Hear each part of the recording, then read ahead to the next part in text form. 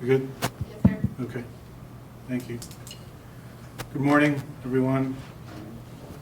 Welcome to the July 22nd, 2019 California State Athletic Commission meeting here in beautiful San Diego. Without further ado, we will start with our Pledge of Allegiance. Please stand.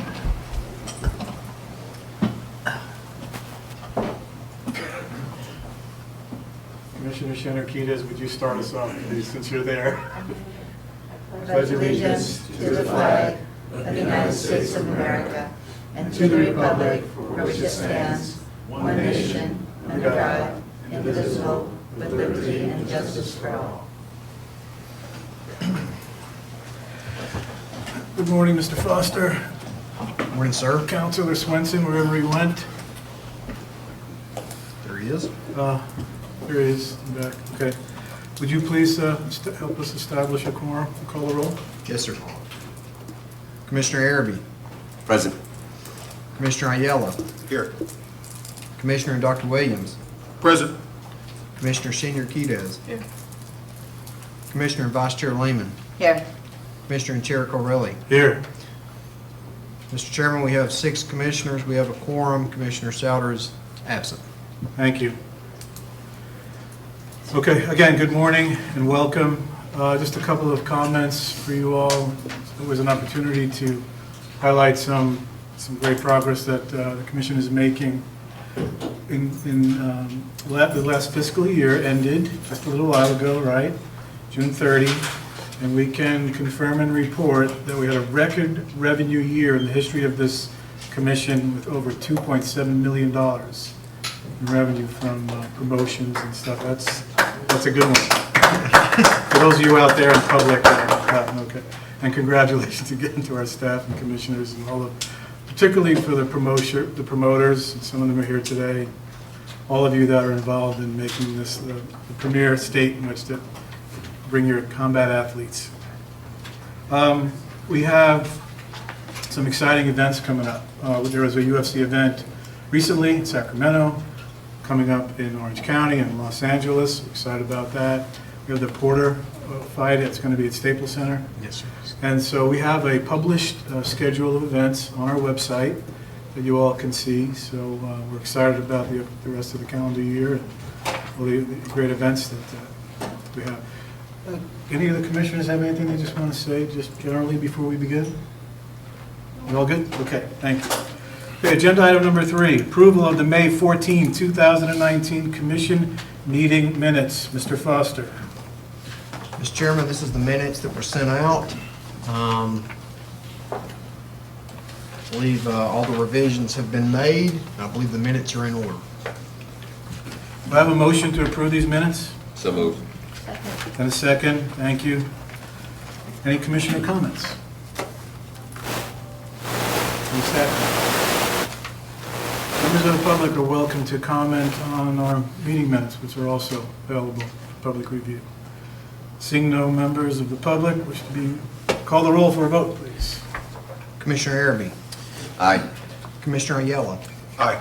Commissioner Dr. Williams. Aye. Commissioner Senior Quidez. Aye. Vice Chair Lehman. Aye. Chairman Corvelli. Aye. 6-0, sir. Thank you.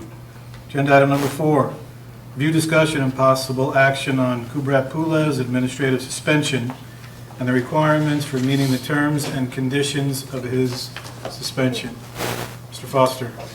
Mr. Chairman, at the last meeting, the commission heard testimony regarding the suspension that I had placed on Mr. Puyev's license following the event in Orange County regarding a violation of Rule 390. The commissioners placed an order on Mr. Puyev and ordered him to return here on for today's meeting. That order consisted of several pieces. Completion of a training course, participation in a sexual harassment prevention program that that the commission ordered a fine of $2,500. Mr. Pulyev, it's my understanding, is here. My understanding. I do not see him. I don't see him. Mr. Lewis here, Mr. Pruitt should be in the building. Okay, so Mr. Pulyev apparently is in the building, apparently he's here. And also, I believe I saw Ms. Ravallo come in. She's right behind. She's right behind Okay, you. I didn't have open my glasses, but that's all right. So, sir, that's the scope of this meeting. Agenda item is to take up what he's done since the last meeting and have the commissioners review and Would you determine. please update us on to see if he has met the terms of our conditions? Well, shouldn't we wait for him to be here? No? You can show up on time or not. Would you update us, But please? that's Yes, sir. part of his condition. If he's not meeting the condition. He paid the $2,500 fine. Which was the maximum fine we could, That was the maximum fine the commission could levy. He's turned in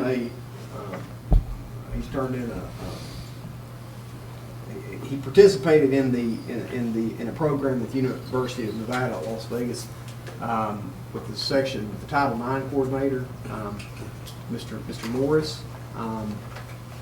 I reviewed that. It was on YouTube. It was quite a long course. Talked about sexual harassment issues. And Mr. Swenson, you've been in touch with Mr. Wirt. With respect to the sexual harassment prevention training and the participation in sexual harassment program, the executive officer is correct. There was a program. can maybe speak into the... Sure. There was a Please. program at UNLV. The first part of it was didactic, and there was training on Title IX, one-on-one training. And then there was a program, a panel discussion that was videotaped. I've reviewed the videotape. And I believe that between those two things that he completed at UNLV, that he substantially complied with the requirements of the order. Okay. Anything else, gentlemen? Sir, it would be better if he was here so he could address the commissioners himself. I wish I had more hair. Yeah. He's not here. so. Yeah. So do I, sir. So, commissioners, do you want to He's continue the discussion, or what is the, here he is. Okay, here he's here. Why don't you invite him up to,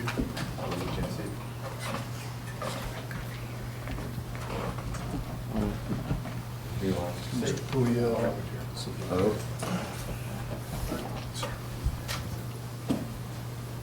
what is the situation with interpreting for you, sir? We have a volunteer. Okay. Yes, sir, yeah, but Oh, sorry. I'm gonna be on the backside. He will sit here. He will. Okay, thank you. Mr. Pulev, welcome. We, Thank you, hello. we are on agenda item number 4, which is a review and discussion of your suspension and the requirements if you met the terms and conditions placed on you at the last commission meeting. So Mr. Foster and Mr. Swenson advised us that you are in not to use your words, Counselor, but would you repeat that? Substantial compliance with the terms and conditions? Yes, I indicated there had been substantial compliance with the terms and conditions of the order for the prior hearing. Okay, thank you. So I'm getting to you. So that's where we are right now. Okay, that's what all you've missed.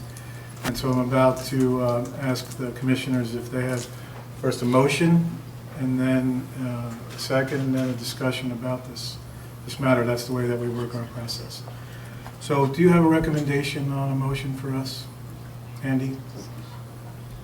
If we are in substantial compliance, shall I ask for a motion to lift the suspension, having met our conditions?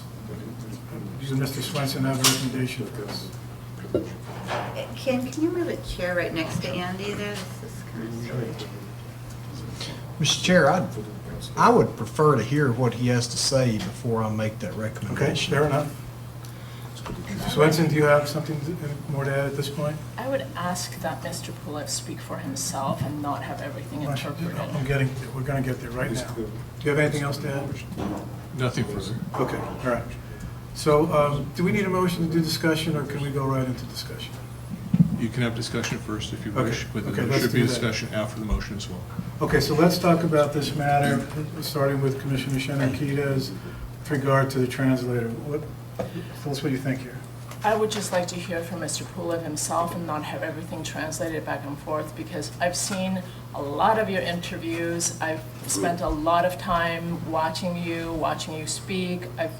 You can speak for yourself, okay? Thank you very much. You're welcome.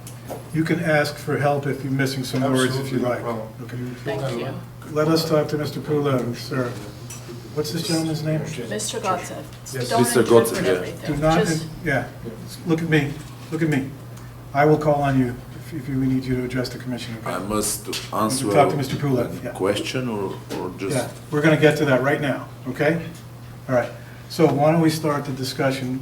Would you like to start, Commissioner Shannon-Kedez? No, I would just want to hear from him. Well, that's a question, Bill, please.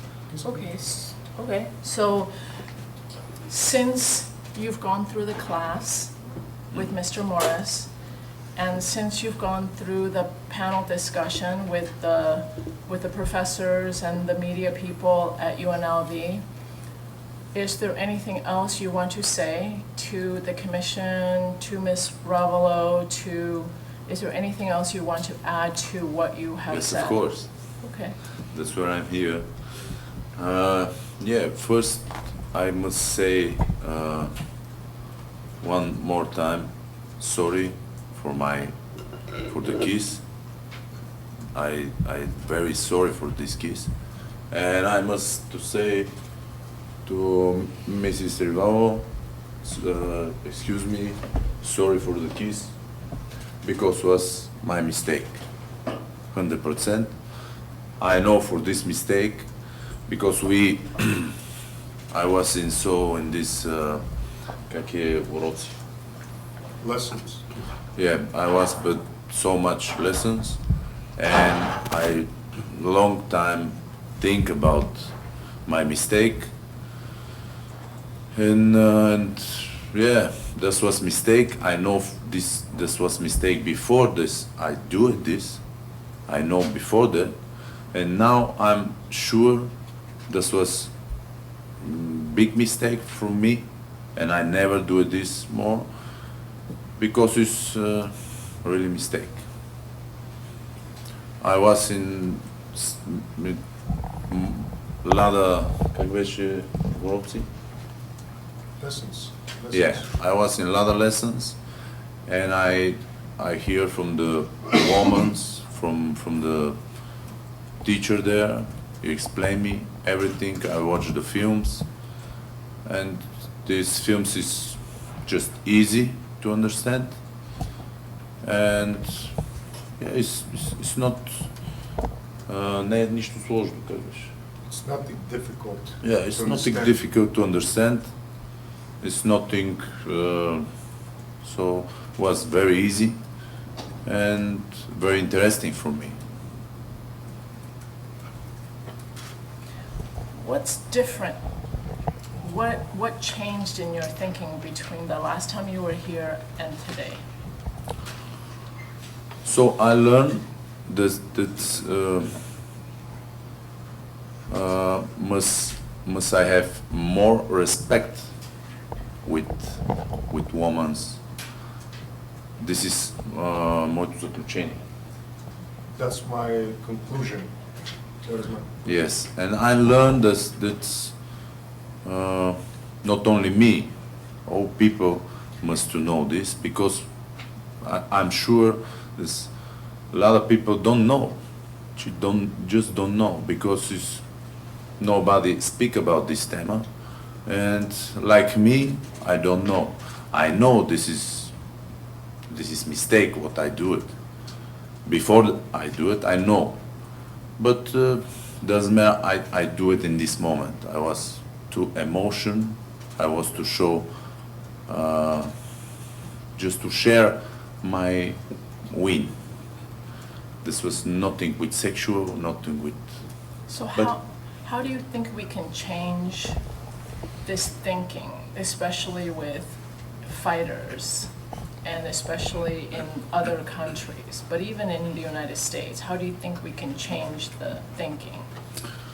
So I was in this meeting with a lot of women, with professors, was very interesting for me. And in this meeting, I say that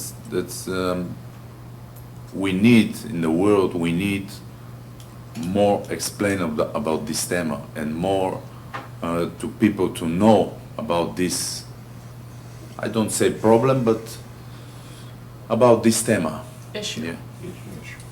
Issue. Because just women need this. This is. So if we were to, let's say, do a campaign, a video campaign, to put maybe on our website, would you be willing to do a short video to add to that at some point? Искате да покажете на Yeah. тяхната вебсайт. Of course. Of course. I can be face when it's good for this campaign. I'm ready. Of course, will be good because in this meeting with this so many women there, I tell him too, is this organization, these women's need more popular about this tema, not just normal people speak. It's not so strong, not so няма такъв ефект. It's not so big effect, but when some people speak like me, or maybe bigger, because I don't think I'm so big, but will be better. Will be better, more popular for this tema, because I say there, I say, and here I say, is people don't know. People don't know. So some of the things that you put on your social media are very good, but they're all in English. Would you be willing to translate them into Bulgarian, into your own words, so that your fans can understand in your own words how you have learned? България не са разбрали. Не, защото всичко на английски, дори го направо на български. Yes, of course. It's no problem. It's no problem. I speak about this in Bulgaria too, and my fans in Bulgaria, people understand, and Bulgarian women understand too.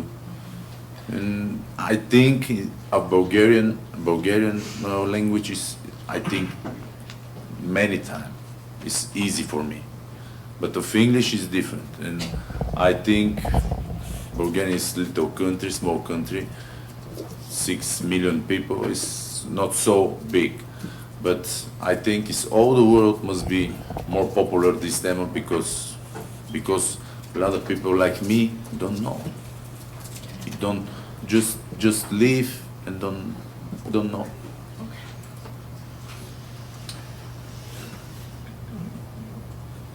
Commissioner, do you have some questions? Anybody else?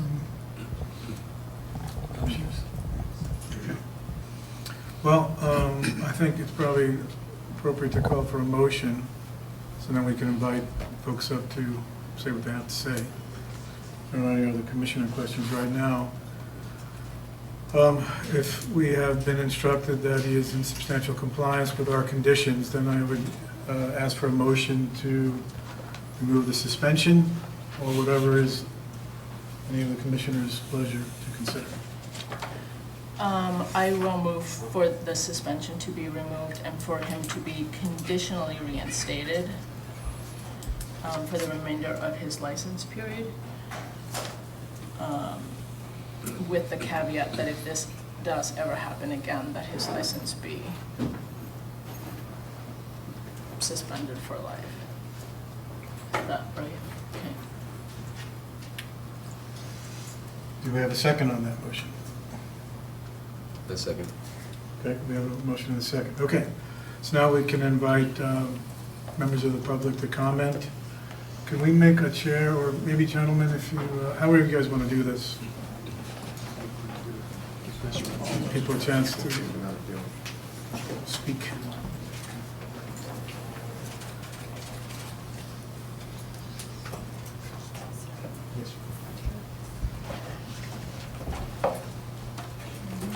Welcome, Ms. Ravallo. Welcome, Ms. Allred. Would you please state your name for the record?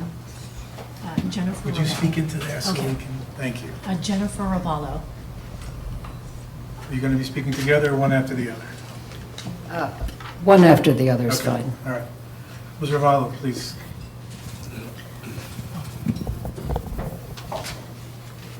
I would like to thank the commission for allowing me to speak today. I also would like to thank them for their diligence in investigating this incident. I'd also like to give Gloria Allred a heartfelt thanks for being strong for me and donating her time. I attended Manny Pacquiao's fight Saturday night as a fan and reflected on my own life as a first-generation American Filipina raised by a single immigrant mother. I've been following boxing since I was a little girl. I've always been fascinated at the willpower of the men and women that step into the ring. It must be a very lonely feeling for them to be there alone, just as I am alone in this fight. The last few months since this incident with Mr. Pulev on March 23rd had been emotionally and physically draining on me. I've been publicly shamed nonstop since by Team Pulev and Top Rank Promoter.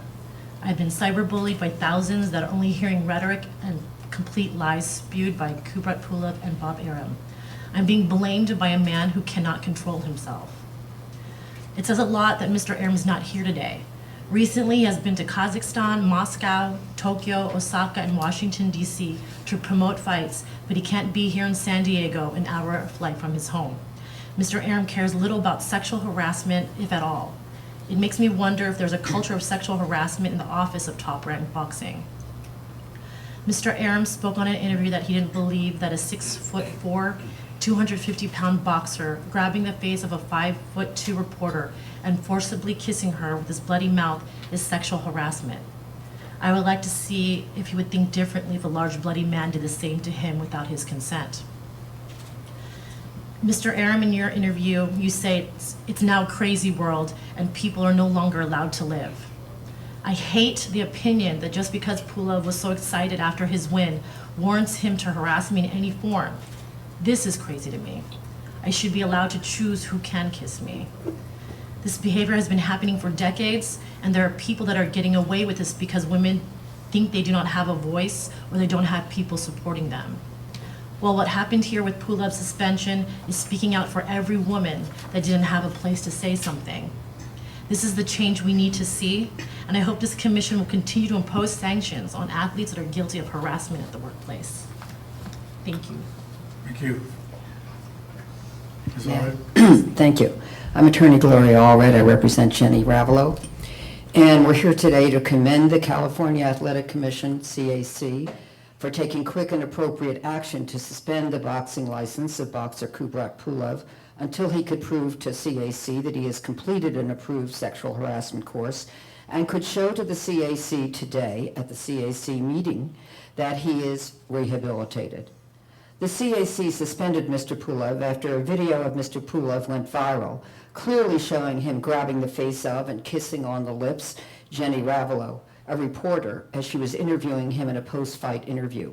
At the last meeting of CAC, the commission members clearly warned Mr. Pulev that he was not to engage in, quote, slut-shaming, end quote, of Ms. Ravallo. While Mr. Pulev himself appears not to have made public derogatory statements about Ms. Ravallo since the last CAC meeting, his employer and promoter, Bob Arum of Top Rank, who I believe is a matter of law, is also Mr. Pulev's agent and representative, has done what Mr. Pulev was warned not to do. In an interview on IFL TV posted on YouTube on June 15, 2019, Mr. Aram made blatantly false statements about Ms. Ravelo, including stating that Ms. Ravelo was, quote, fooling around, end quote, with Mr. Pulev, while Mr. Pulev was in training months before the fight in question, and that Ms. Ravelo was acting as Mr. Pulev's, quote, semi-girlfriend before the fight, end quote. Both Mr. Pulev and Ms. Ravelo both testified before this commission on May 14, 2019, that they first met each other at the weigh-in the day prior to the fight.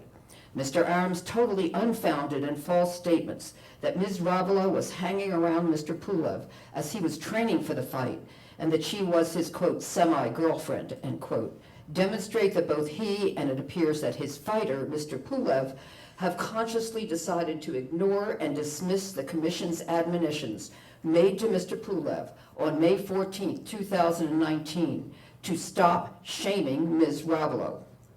Not only did Mr. Aram make false and slanderous representations about Ms. Ravelo during the aforementioned interview, he belittled and criticized the Commission for requiring Mr. Pulev to attend a sexual harassment course as a condition of lifting his current boxing license suspension. Mr. Aram stated that it was, quote, crazy that he, meaning Pulev, has to take a course on sexual harassment. He, Pulev, did nothing wrong, end quote. It seems clear to me that neither Mr. Pulev nor Mr. Aram accepts any responsibility for Mr. Pulev's reprehensible conduct, battery, and sexual harassment of Ms. Ravelo while she was conducting her interview of him on March 22, 2019, and the subsequent retaliation against her by attempting to slut-shame Ms. Ravelo for having exposed Mr. Pulev's sexual harassment of her.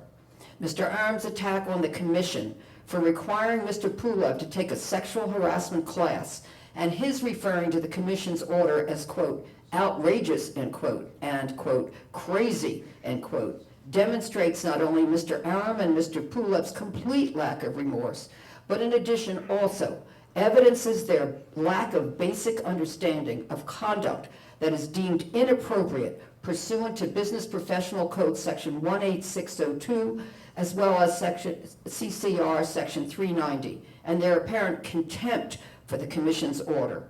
For example, here are some additional quotes from Mr. Aram's interview, and I don't like to use some of these words myself, but I'm going to have to quote them. Quote from Mr. Aram, I'm very sympathetic to sexual harassment charges, if it's real sexual harassment, not bullshit, end quote.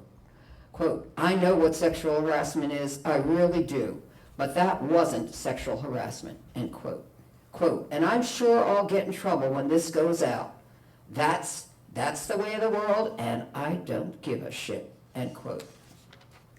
I brought Mr. Aram's statements in video interview to the attention of the CAC in a letter that I sent to Mr. Foster, the executive officer of CAC, on June 19, 2019. Mr. Aram is also licensed by this commission, and I believe that Mr. Aram's statements in his interview violate California Code of Regulations Section 390, which states that, quote, any licensee who conducts himself at any time or place in a manner which is deemed by the Commission to reflect discredit to boxing may have his or her license revoked or may be fined, suspended, or otherwise disciplined in such manner that the Commission may direct, end quote. I believe that Mr. Aram's statement in support of or on behalf of Mr. Pulev, criticizing the decision of this Commission regarding Mr. Pulev and his utterance of false statements about Ms. Ravelo reflect discredit to boxing, and that both Mr. Aram and Mr. Pulev should be sanctioned and disciplined by the CAC for Mr. Aram's statements. Apparently, the suspension of Mr. Pulev was not a teaching moment for Mr. Pulev and Mr. Aram. I am disappointed that the CAC did not place Mr. Aram's outrageous and false statements on today's agenda, and that the CAC did not decide to discipline Mr. Aram and Mr. Pulev for Mr. Aram's statements, which have brought discredit to boxing and to the CAC. Thank you very much. Thank you. Any other members of the public would like to address the commission on this matter and this motion? Please come forward.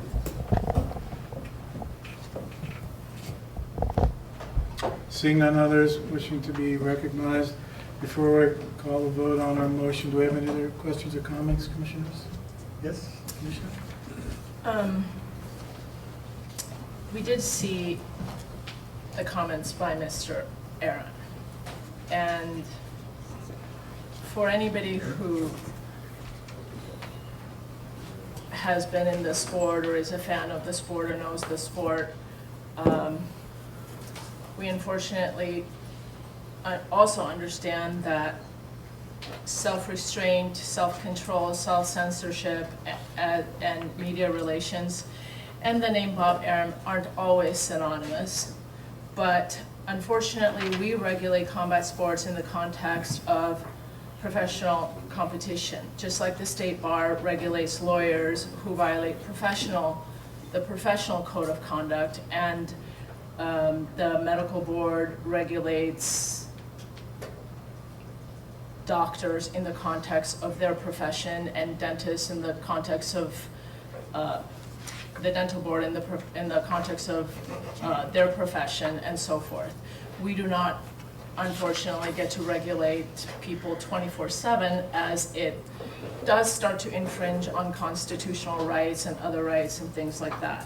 Having said that, these statements did come out in the middle of June, and if it makes you feel any better, Mr. Arum did participate in the sexual harassment, I call it the remediation class, that Mr. Barrett Morris held on July 3rd.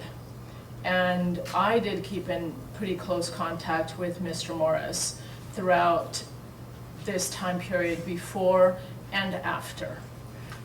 It was a 2-hour class, and I did give Mr. Morris all the information that he needed in terms of the things that these individuals did wrong, in terms of where he needed to focus, because it was my feeling that if you're going to do surgery, you might as well do it on the right limb, so that he could concentrate on the areas that needed fixing, so to speak.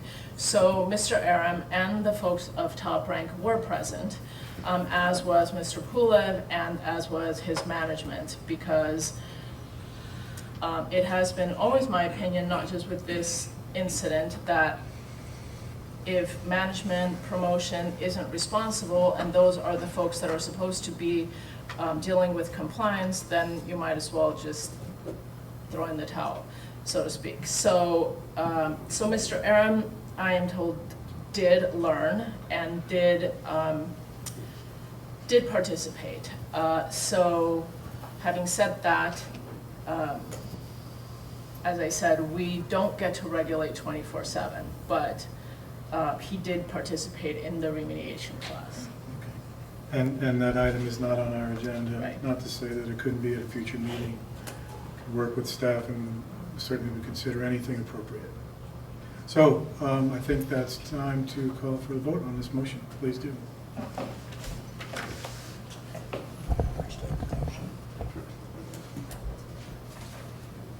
The You want to motion, repeat the motion? Okay. the pending motion is to lift the stay of suspension, reinstate the license on a conditional basis for the remainder of the license period.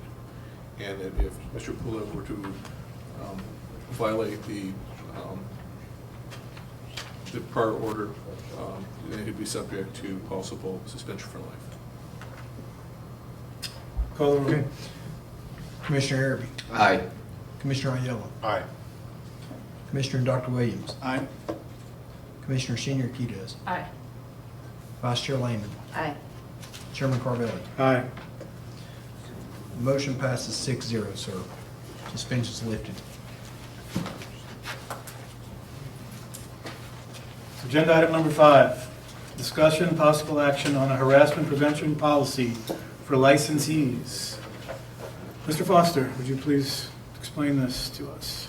Mr. Chairman, this was an item that Commissioner Senior Quidez brought, and I suspect this came from the last agenda item that we just addressed, is is how can we educate and inform so potential licensees don't have this problem in the future, or at least have knowledge. And Commissioner Senior Quidez has put together, with the help of Vice Chair Lehman and Councilor Swenson, a policy proposal for the license application, and then also one to put on the website, along with a link to file a complaint. And Commissioner Senior Quidez is the author.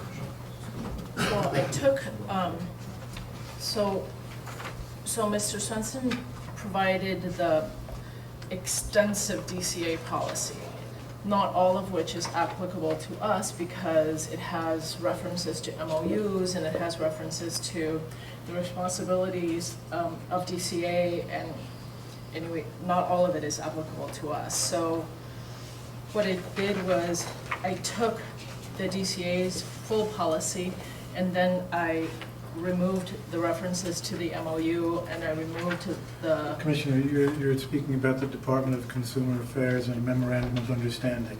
sorry, You're yes. speaking to the public. Sorry, yes. And the things that were not applicable to this commission. And then split it into two portions. One, which is the shorter portion to be provided to the licensees with their application. Because I just didn't want to inundate with the paperwork and then provide a more comprehensive link to our website so they can read something more comprehensive. Along with the complaint procedure and the complaint forms and the privacy notifications, all on the website, along with our other forms and our other explanations. Following, of course, this general 7 key sections that you should have in any sexual harassment policy. Thank you for, Vice Chair, do you want to add something to this on this and review this extensively? Sure, I'd like to thank Commissioner Senior Quidez for all her hard work, and there were pages and pages of work and effort that this went through, and yeah, so it was a lot of work. And I guess to be clear is that technically we're under the DCA, Department of Consumer Affairs. Department of Consumer Affairs. We defined it earlier. I never get to correct you though. So so, you know, consider we were responsible under that policy as it is, but we thought it would be good to have our own policy or consider having our own policy, but most important, to disseminate the fact that we have a policy, and we do have a zero tolerance policy, and that is defined that you can get in trouble essentially even if you are not doing anything that's technically unlawful. So it's a pretty strict policy that we have. Yeah, so Are you just taking think. questions? What Are you taking questions? Are you taking questions? From me? or No. anyone? Yeah, so I guess I would say that this is, you know, as attorneys, this is very complicated and it's long and the law is constantly changing on what defines it. So I think this is at least the detailed policy would need to be vetted by DCA. Yes. So whatever we decide today would have to be conditional because it has to go through the approval process for the Department of Consumer Affairs. Are you requesting that the commission approve this policy for review by the department? Is that what the request is? Yes. Okay. And I would also recommend that the executive officer be authorized to make non-substantive changes into the policy from any kind of feedback that the Department of Consumer Affairs provides. Are the authors okay with that? Yes. Yes, I agree. And I'd also like to just keep in mind that we keep track that we have 2 aspects. We have the full-on policy, and then we have like the 1 page that we're proposing to include with the licensee's applications, either on the application itself or separate. So those are two things. Perhaps DCA doesn't want one, but we could have the other. But I feel, and I think Commissioner Shinyukidis feels it's important to have some statement on our licensee applications about our policy and our zero tolerance. So there are two separate issues when you start negotiating with DCA. The statement would be perhaps what's here. This one, the The whole first one. first page? The whole first page. Okay. So it's a shorter definition, the purpose, the definition, and then the Apply to. complaint, policy, procedure, and then the link. Because, our application is so comprehensive and kind of long and et Right. cetera, but the applicability, because they're not employees, they're licensees, but there has to be something in there. And then the link to the much longer, with with our regs and things on our website. Now, I have a couple of questions for the subcommittee before I forget them, if you don't mind. Sure. So the first one is there somewhere going to be a statement that if you are found to be in violation of this policy, here are the consequences? Yes, it's in here. It's in the full-on policy. It's in the full-on policy, they would Yeah. refer back to the policy. Consequences, violations. And just so the public knows, these documents are available to the public on our commission website as far as our materials for the meeting today. And the arbiter of whether or not you're in violation of this policy is the commission, correct? We will be hearing these cases as a commission in public, is that There's a correct? procedure. not There's necessarily. not necessarily, because, so there's a procedure. So there are instances, for example, where the complainant wants to keep it private and doesn't want it to go to, that. So there's a procedure too, and it's explained in here. Okay, all right. Mr. Chair, if I may? Sure? The agenda materials are not posted on the website because of their ADA compliance issues that the department is currently trying to make adjustments for. So currently, the agenda materials are not being posted on the website in advance of the meeting, but they are public documents and they can be requested pursuant to a Public Records Act request. We tried. How long has this been going on? Although this is the first time that we've had the issue where they weren't posted. So we sent over, like I sent the commissioners, a scan, a PDF scan, and there's a new bill, a new law, and it's good intention, not knocking the law, but you have to put the materials in a certain format, Cora format, is that what it's called? I'm not familiar with that. Now, Sophia and I've authorized the buying of the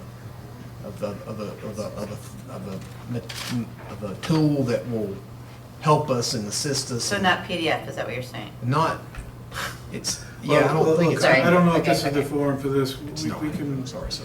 they're not there right now. They're- Can they call your office, Andy, and get copies of Yes. this? This is the Okay. first time.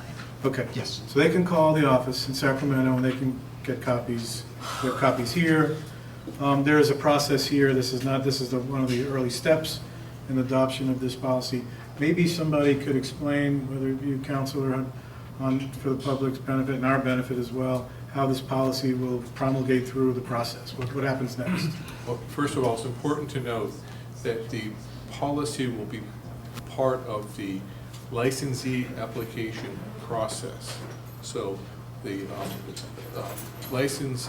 No, I think he's asking, what is the process to get DCA's approval for this to be our policy? Right, so because it deals with licensees, it's within the jurisdiction of the commission. The commission can approve this subject to DCA, Department of Consumer Affairs approval. It would go to the department and it would be evaluated by the Legal Affairs Division, the Executive Division at a higher level. And any changes would be routed back to assuming there's a motion that includes the ability for the executive office to make non-substantive changes. Any recommended changes that are not substantive would be routed to the executive director. Changes could be made. If there's something substantive, it'd have to come back to the commission for approval. And how long will it take before it does the, Well, assuming that. realistically? Yeah, assuming there's not substantive changes, then the process would be relatively quick. And Well, if, it's all Define relative. quick. What does that mean? it should be. Give us a ballpark, a range. Yeah, it should be in place before the next meeting. Okay. But if there's substantive changes, it'd have to come back to the commission at the next meeting. And, you know, we, since Ken has already looked at this thing, the policy once, and some of it came from the policy. It all came from their own policy, so. We're in a position as staff to have this thing added in very quickly. I've already briefed staff. We're ready to go. As soon as we get the approval, this policy will be added to our license and application. We're just waiting for that. So I can almost, unless they have something before the next meeting. Here's my other question then to the committee. Did you consider how we outreach this, roll this out to our existing licensees? How will we inform our stakeholders, our athletes of this policy? No. In a word? So This was a lot of work, isn't may I it? suggest that the committee's next task would be to work on that? Would you mind? Subcommittee? Actually, we don't even have a subcommittee, but we're doing it. Well, you're a subcommittee. We I are. guess we're the task force. Yeah, you're a We don't task actually force. have a committee, but Yeah. we are one. You do now, you're a Okay, subcommittee. fine. Well, thank you. Other questions for the subcommittee? Commissioners? Good. Dr. Williams? any? Thank you. And thank you for all that work. I know that you put in a great deal of work. It was really great work, so thank you again, both of you. So I need a motion. Martha, I think you were starting to talk about a motion, and if you could add the, I can't remember. give Lack the of sleep. executive officer authority to make non-substantive changes, to approve the policy moving, pushing forward. That motion. Okay, so we have that motion. That Do we have a one, second? What he said. Second, Commissioner Ayala. Okay, then we can invite members of the public to come and comment on our sexual harassment policy and the process. I just have one comment, and thank you. State your name for the record. Yeah, okay. Attorney Gloria Allred, my partner in law firm of Allred, Rocco, and Goldberg. I'm also president, Women's Equal Rights Legal Defense and Education Fund. Just one comment, and that is, thank you for doing this as a positive step forward. But in reference to, for example, the education course that, or discussion, or panel discussion, whatever you want to call it, at UNLV, that Mr. Pulev was required to attend, I noticed that my client, Ms. Ravelo, was given no notice of that, nor was she invited to be part of this educational session for Mr. Pulev. And I do think that in the future, it would be wise to at least just give the option to a victim to attend the education/rehabilitation session with the perpetrator of sexual harassment and/or gender violence, so that the victim would know that she has input into the process of educating the perpetrator. And I think that would be important to the licensee, to, even if he has heard from the victim at the athletic commission, to hear from her or him once again at the educational session, or, as has been pointed out by one of the commissioners, maybe the victim won't even be speaking at the athletic commission hearing, so perhaps that might be his first opportunity to hear from the victim. So thank you very much for considering my suggestion. Thank you. Anyone else would like to comment on this matter? Before we call for the vote, Mr. Pulev, appreciate you staying for this. That's a good sign. So good for you. I'll give you that one. You didn't have to stay, but you did, so good for you on that one. Continue to learn from this, please, sir, and talk about it to others. We could use your help on that. Okay, good. Mr. Foster, let's call for the vote. Commissioner Harvey, Aye. Commissioner Ayala, Aye. Commissioner Dr. Williams, Aye. Commissioner Senior Quidez, Aye. Vice Chair Lehman, Aye. Chairman Carvelli. Aye. Motion passes 6-0, sir. Thank you. Agenda item number 6, discussion and possible action on legislative bills that could impact the commission. Mr. Chair, as you Hang on. Goodbye. Thank you. Let them walk away, Andy, and have you inform us on agenda item number 6. I know you have several updates for us. Whenever you're ready, sir. Mr. Chair, I'm currently looking at 4 bills on behalf of the commission right now. Assembly Bill 1523 is the commission's sunset bill. I think it's obvious that the commission supports that bill. I testified on July 8th that the commission supported that bill. Of note, in the Senate iteration, it went over to the Senate, the chief athletic inspector and the assistant chief athletic inspector have been restored in statute in the current text of the bill. So that's my update on that bill. It's passed unanimously everywhere it's went up until this point. And I'm provide myself open for questions. I plan on being there at appropriations. It's next stop in August in the Senate. But I see, at this point, I see no issues with the commission sunset bill. Okay. Assembly Bill 5, Ms. Gonzalez. This is a bill that deals with the Dynamex California Supreme Court case. In an effort to determine whether the commission's promoters and athletes fell under the scope of Assembly Bill 5 due to concerns that legal counsel raised, I've conducted various meetings. I've spoken with consultants assigned to the commission in the Business and Professions Committees in both the Assembly and in the Senate, as well as meeting with the chief consultant of the Senate Labor Committee, as well as listened to comments by legislators during the July 10th, 2019 Senate Labor, Public Employment, and Retirement Committee hearing on Assembly Bill 5. It does not appear that the law would apply to traditional independent contractors. Since combat sports athletes have always been traditional independent contractors and the commission has to sign off on contracts and various protections already in place, it is my understanding that this bill is outside the scope of what the commission traditionally regulates. In order to be in compliance with Business and Professions Code 18640.5, which says to further opportunities for licensees to participate in major professional boxing contests, additional administrative or regulatory action from the commission may be necessary depending on the outcome of the legislation, sir. Excellent. I know you're paying close attention. Assembly Bill 1573, sir. This is a bill, and I put it in here, and I just wanted to bring your attention to it.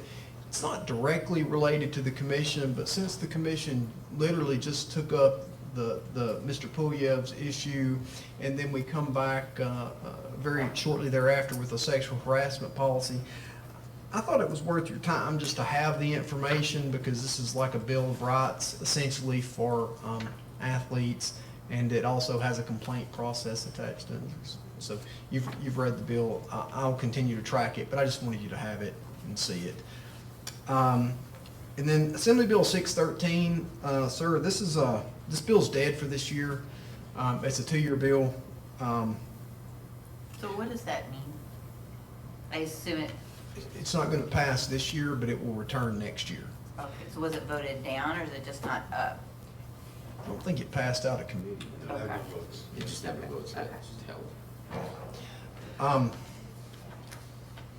This bill is this bill's an Evan Lowe bill. It comes out of the Assembly. So I'm going to tell you exactly the way it works. Essentially, this bill allows the commission to raise its own license fees without going through the regulation process every 4 years, not to exceed the CPI, the Consumer Price Index. So whatever the Consumer Price Index raised over the last 4 years, the commission can essentially say, okay, the CPI went up 4%, whatever it was, the license now $50, $50,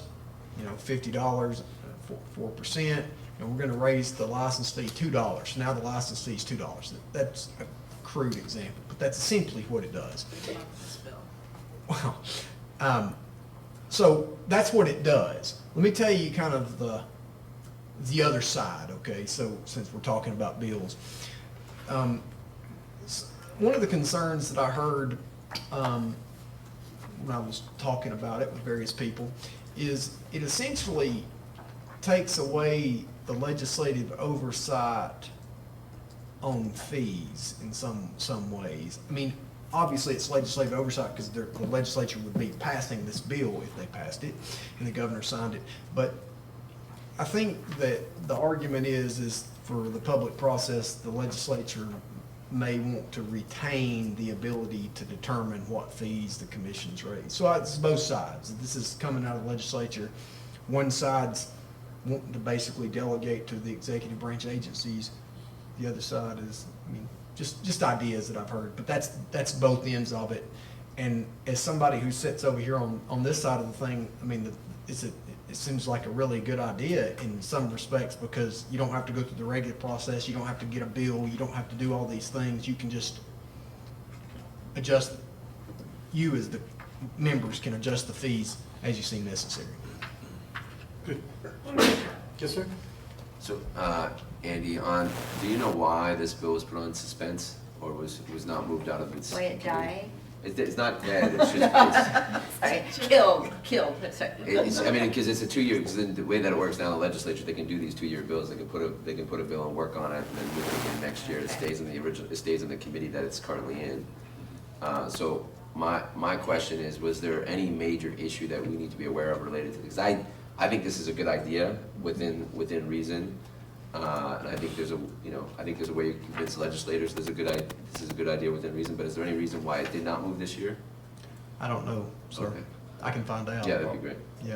I think based on what you said, if this is an opportunity for the legislature just every 4 years to actually look as to whether or not it's fair or let the public know as to, even if it's a minimum $2 increase, I just wonder how many of these different processes that currently exist. I mean, it could be in the thousands, tens of thousands or what have you.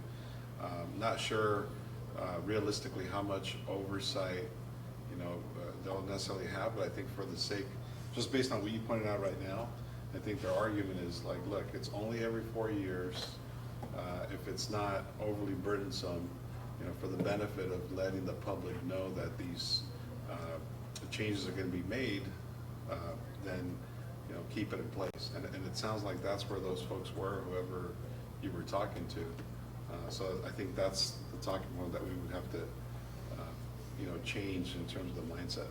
But it's more of a legislature oversight. Again, every 4 years, we don't want to take it away. It sounds like is the reason they kept it in committee. But for us, I mean, one of the things that would kill our budget is, we have no control over when, civil service, the pay goes up, the insurance goes up, things goes up, and we have no control over the ability to charge more. When it comes to gate tax, or and it kills us because we have to go through the legislative process. But on the other hand, we have the natural cap of if we charge too much, promoters are going to go to another state.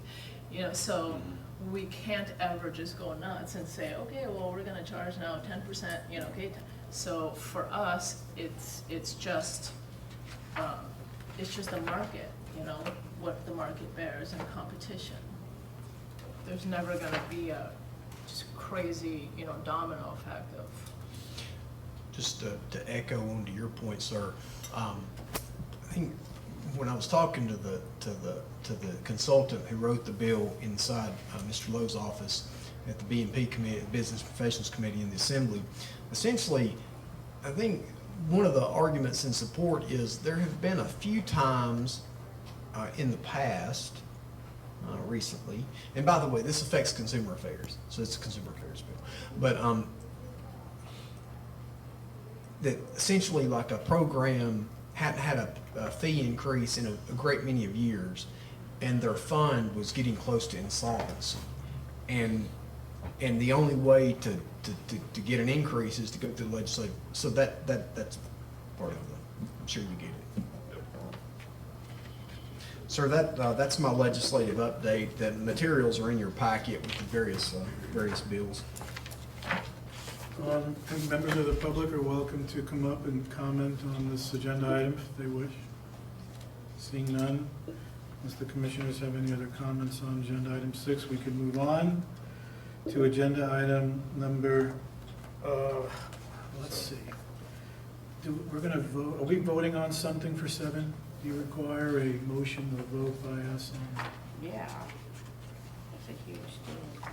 So perhaps if we could push that back a little and give Commissioner Araby a chance to get back. He had to do something. We could go through the updates and then have him involved in that. Is that okay with you all? The updates of the delegated entity? Yeah. Okay, so. Yeah, why don't we do that? Let's do that. That's a great idea. Thank you. Let's have our delegated entity updates. We make them sit to the end all the time. Let's shuffle this up, courtesy of Vice Chair Lehman, and have them come up and do their updates for us now. Is that okay, Andy? Yes, Mr. Chair, just so you know, for the IKF, Mr. Fossum's not here, and just take my word for it as your executive officer, there's very good reason for that, and his report will be coming in late.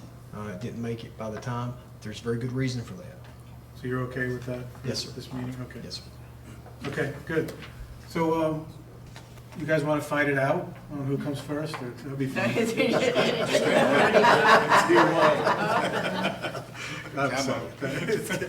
Let's have Camo. Introduce yourself, sir. JT Steele, President of CAMO. Good morning. Chairman, California Amateur Mixed Martial Arts Organization. Awesome. Somebody was complaining to me about the acronym, so I'm trying to. You know, the acronym Really doesn't work. two M's in it. It just doesn't look good. No, when we're speaking and people are listening, they're not following or anything, so you should talk about your organization. It's a great organization. Well, we do. We love this organization. We've had a really busy summer so far. We're tracking on being over 100 events this year, so it's been very busy. We've been grateful. We've had a lot of pro-ams lately working with CSAC. It's been wonderful. Andy Foster has been great at helping coordinate officials, and that's always more work than it seems, is trying to come together on a show, help the promoter be able to feature amateurs and professionals. We've been working a lot with John Frank and IKF. Everybody working together to have good shows for our promoters. So it's been a good summer so far. Before I forget to ask you, I know Mr. Engelbrecht mentioned that there's going to be maybe an exciting event in Anaheim you guys are going to work on together. Not sure if he's able to disclose that yet, but it looks like we've got some fun and Too late, exciting he said things. something to me, so. We've got some fun things coming in Anaheim that I think is going to be really appealing for summer events in Anaheim. Orange County has been traditionally a tough place to promote. There's just not a lot of venues that are not really kind of controlled by the established entertainment industry in Orange County, and it makes it very difficult to have fights there. So Roy is really the only person who's ever done it successfully for a long period of time, and he's got some things that are going to be, I think, sustainable. Well, So of course, we know there's no guarantee, but it'll be on Garden Walk, is that right? Correct. Yeah. yeah, That'll be great. It's new. It's happening. It's Yeah. perfect place for amateur That'll be fights. great. Very good. So should be fun. Drug testing is moving along very well. Kind of explain where we've evolved with the way that we're going to try to be able to do some of these steroid I have testing. a question about that. Go ahead. So, I don't know how appropriate this is, but, you know, we usually get reports and we usually know what goes on in our own commission. How appropriate is it for us to know, like, how they're testing and what their discipline record is? And, because this is very, like, I know just because, you know, I went to a CAMO or two and I know that, and, you know, you have a member of your foundation board here who contributes to. So how appropriate is it for us to know that there have been like their testing, their sanctioning, there has been discipline. We wouldn't need to know names, we don't need to know, but. We can certainly provide those type of statistics on the commission meetings if you guys would like.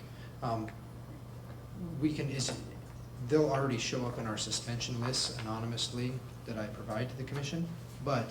So like on your suspension list, it says like no show, but that's not for, No, and these are the suspensions that just happened since the last one, so you kind of go through, some are coded, some have privacy concerns, so some of them might be a little bit, might just say discipline or something like that.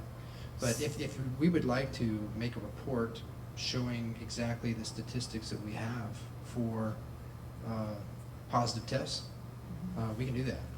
so because you did have a few, We did, and we you did. had a couple who just refused, We did? but they're not on this report. No, because it happened like days before that just days before the last commission meeting. So it was still in the process. So, as we. They have been suspended? Or They have they've been suspended, disciplined? yes. Okay. Yeah. Okay. Now, one did appeal, and he was victorious.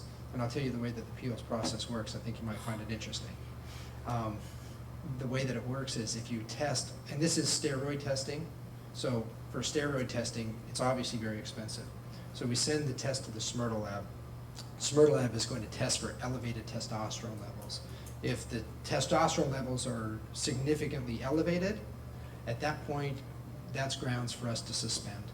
Now, if the athlete comes forward and says, no, I didn't do this, then they can appeal it. And at that point, we'll have the sample tested for exogenous testosterone, figure out what it is that actually creates the elevated testosterone. If it turns out that this athlete has abnormally high testosterone levels and there was no exogenous testosterone, then CAMO pays for that test. If it turns out that they did take steroids and they went through the hassle of appealing it, then they pay for it. Does that make sense? So if you appeal carefully. And so far, one did appeal, and he had abnormally high, Smyrtle Lab was confident Darn. that he was clean. And he had a very, very high, very high natural testosterone natural, levels, right. but CAMO paid for the test. So Good, you have a it process, that's good. has a process and it worked. And I will tell you that the athlete was extremely happy with the process. So he felt vindicated, and we did our job. Good. It's a So, good story, man. yes, it was amazing. It's a physical specimen. So it's going well. Another thing that I thought was interesting, we had UFC, I put this in the report, my numbers were actually off. I mentioned that we had UFC in Sacramento, and it was awesome to see 3 CAMO fighters competing as well, even in the main event of that. That's great. It's actually, we had 4. One, I forgot that he was, Emmett was also undefeated in CAMO. So we had 4. So if you think about UFC as being a global organization, they're bringing fighters from around the globe to compete at the highest level. We have 4 from California's amateur program. That's awesome. It was very good, very exciting to watch that. 2 of those athletes were females, one of them being in the main event, which was, it's great. That's great. So if you're a female fighter and you want to fight and get to the top, this is the place to do it. All right. That is the place to do it. Other than that, it's business as usual. Does the commission have any questions? I'm happy to provide Commissioner Arquittas, Shannon Arquittas, I'm happy to make a report that might be interesting. And I think, this has all been so new. We're going in that direction anyway, where we want to start tracking this thing, so it's not going to be any hassle for us to just figure out the way that we're tracking it, and the way to just present it in our report would be fantastic. Do you ever keep track of some of the ways that Roy Engelbrecht shares information about his various events and things that he's doing, email blasts, Facebook, Instagram, et cetera, et cetera? Have you seen some of the things that he does? Yes, he's very good at Do it. you, yeah, do you, We what are you don't, doing? we've been talking about doing a lot more of that, just engaging our stakeholders more and more. And I've been reaching out to a couple different digital marketing firms to try to find something that's affordable to the program, but effective. And I don't think it really takes much, but when we're spread out across the state, we just kind of need to find something where we can get pictures and information from the events back quickly enough to make it meaningful. You know, if it's old, nobody cares. So we're working on it. We've been talking with our inspectors and trying to figure out a way to. So I've mentioned this to you before. So here's my request to you. The All right. next meeting, come with some progress along those lines, like you putting stuff on Instagram, you're sending out email blasts. How about better yet, you'll find us on Instagram. And we'll Go for reach it. out to you. We'll, They, we'll, and we'll friend you. Andy in the office can help you All right. do that appropriately, okay? You Good, got it. thank you. You should be bragging about the things that you're talking about. And also informing us, I mean, you tend to get caught up in so many things, it'd be nice to be able to know, to make sure that we come to that event if it happens there or other place like at the fair. Are you gonna do an event at the Orange County Fair this year? We're not doing this is the first fair event we haven't done in many, many years. Oh, what happened? I'm not quite sure what happened, but we did do the San Diego Fair this year, Okay. which we've been doing for a long time, so, Good. Thanks, JT. yeah, you're welcome. Anything else, commissioners? Thank you, sir. You're welcome. Appreciate it. John, you're ready.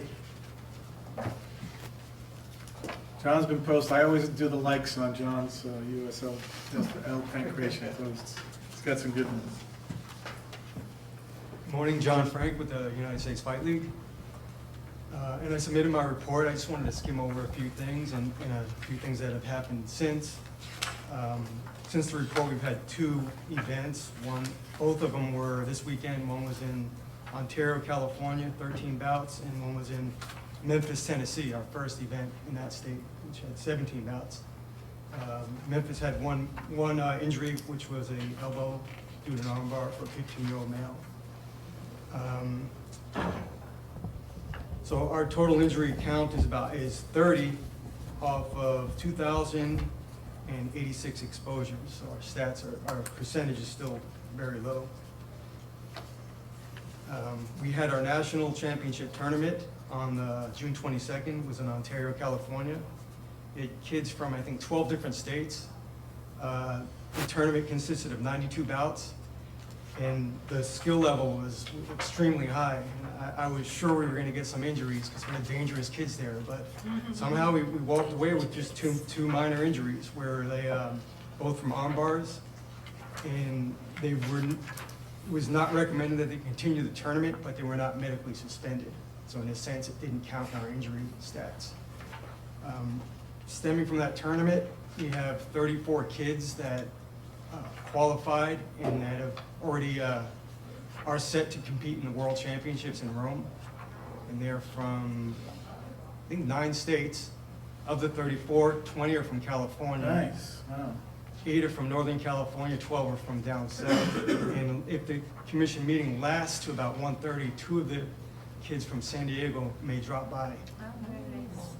So, and those were the 2 that qualified and won the tournament from San Diego. Oh, that's wonderful. Yeah. School starts today for them, so Oh, that's why they couldn't There come they a go, little school earlier. bid. That's where they go. That's it. Very good, John, that's great. Hey, John, where do you get your doctors from? Are they the same ones that do camo and? In California, it's for Southern California. We have one doctor that works a lot, and he also does the camo show. In Northern California, we got a new doctor because we had difficulty getting commissioned camo doctors there, and since she has been working camo as well, so they do both in California. Where's that doctor who went to China with us? What's his name? JT, do you remember? He's in Northern California. Why am I drawing a blank? Oh, no, me too. But I'll get you his name. He's in Northern California. He's an OMFS, great doctor. Dr. Guerrero. Yeah. Guerrero. Yeah, Guerrero. Dr. Guerrero. He's in Northern California, and he's an ARP. I'd really like for you to use Association of Ringside Physician Doctors because they're, you know, they're trained, they know the thing. Okay? Right, yeah, that'd be a help. It's always difficult Yeah. finding some of these And doctors. Make sure your doctors are like certified. Right, and they are, but they, Certified Work- with the ARP. okay, that I'm not 100% sure on. Just ARP, Association of Ringside Physicians. But Dr. Guerrero, and he has, you know, kids, and so he would probably love to do that. And he's Sure. in Northern California. And I know your business model is a little different. Do you provide financials to Andy? You do? Yes. Okay. Okay, awesome, thank you. Is there any questions on anything else from my report? I just would like to just point out to the commissioners in your report, look how many people that you recognize, notable names from the report that came out of USFL. I know, I was shocked. I mean, if the commission can say anything, I mean, to me, that looks like a successful, looks like the program's having the impact. Those are some serious names. Yeah. Seriously. And we actually, for the Angela and Christian Lee's younger siblings have made the national team, so they're going to be going also to Rome to fight. They're based out of Hawaii. They had a substantial group come to nationals. John, thank you for thinking of inviting those young men or women, whoever's coming today. If we can do something to recognize those young people, those other commission meetings, or let us know, let Andy know. Yeah, ahead of time. so You've we- seen us recognize some of the promoters that are really, we can do that for those kids. Happy to do it. Okay. We can get them, you know, those really nice recognition certification, whatever they call them. What do they call it? Accommodations. Yes, we'll call Commissioner Ayala, he gets it for us. We'll wait till they bring back the World Championships. Thank you very much, John. Thank you, Jen. Mr. McAtee. Did we not have you, like, you were probably waiting for this afternoon, and we got you now, didn't we? That's okay. Keeps me on my toes. Good.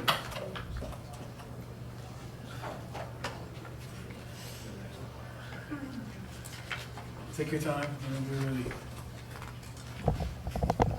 Good morning, Commissioner and Commissioners. Mike McAtee, USA Boxing.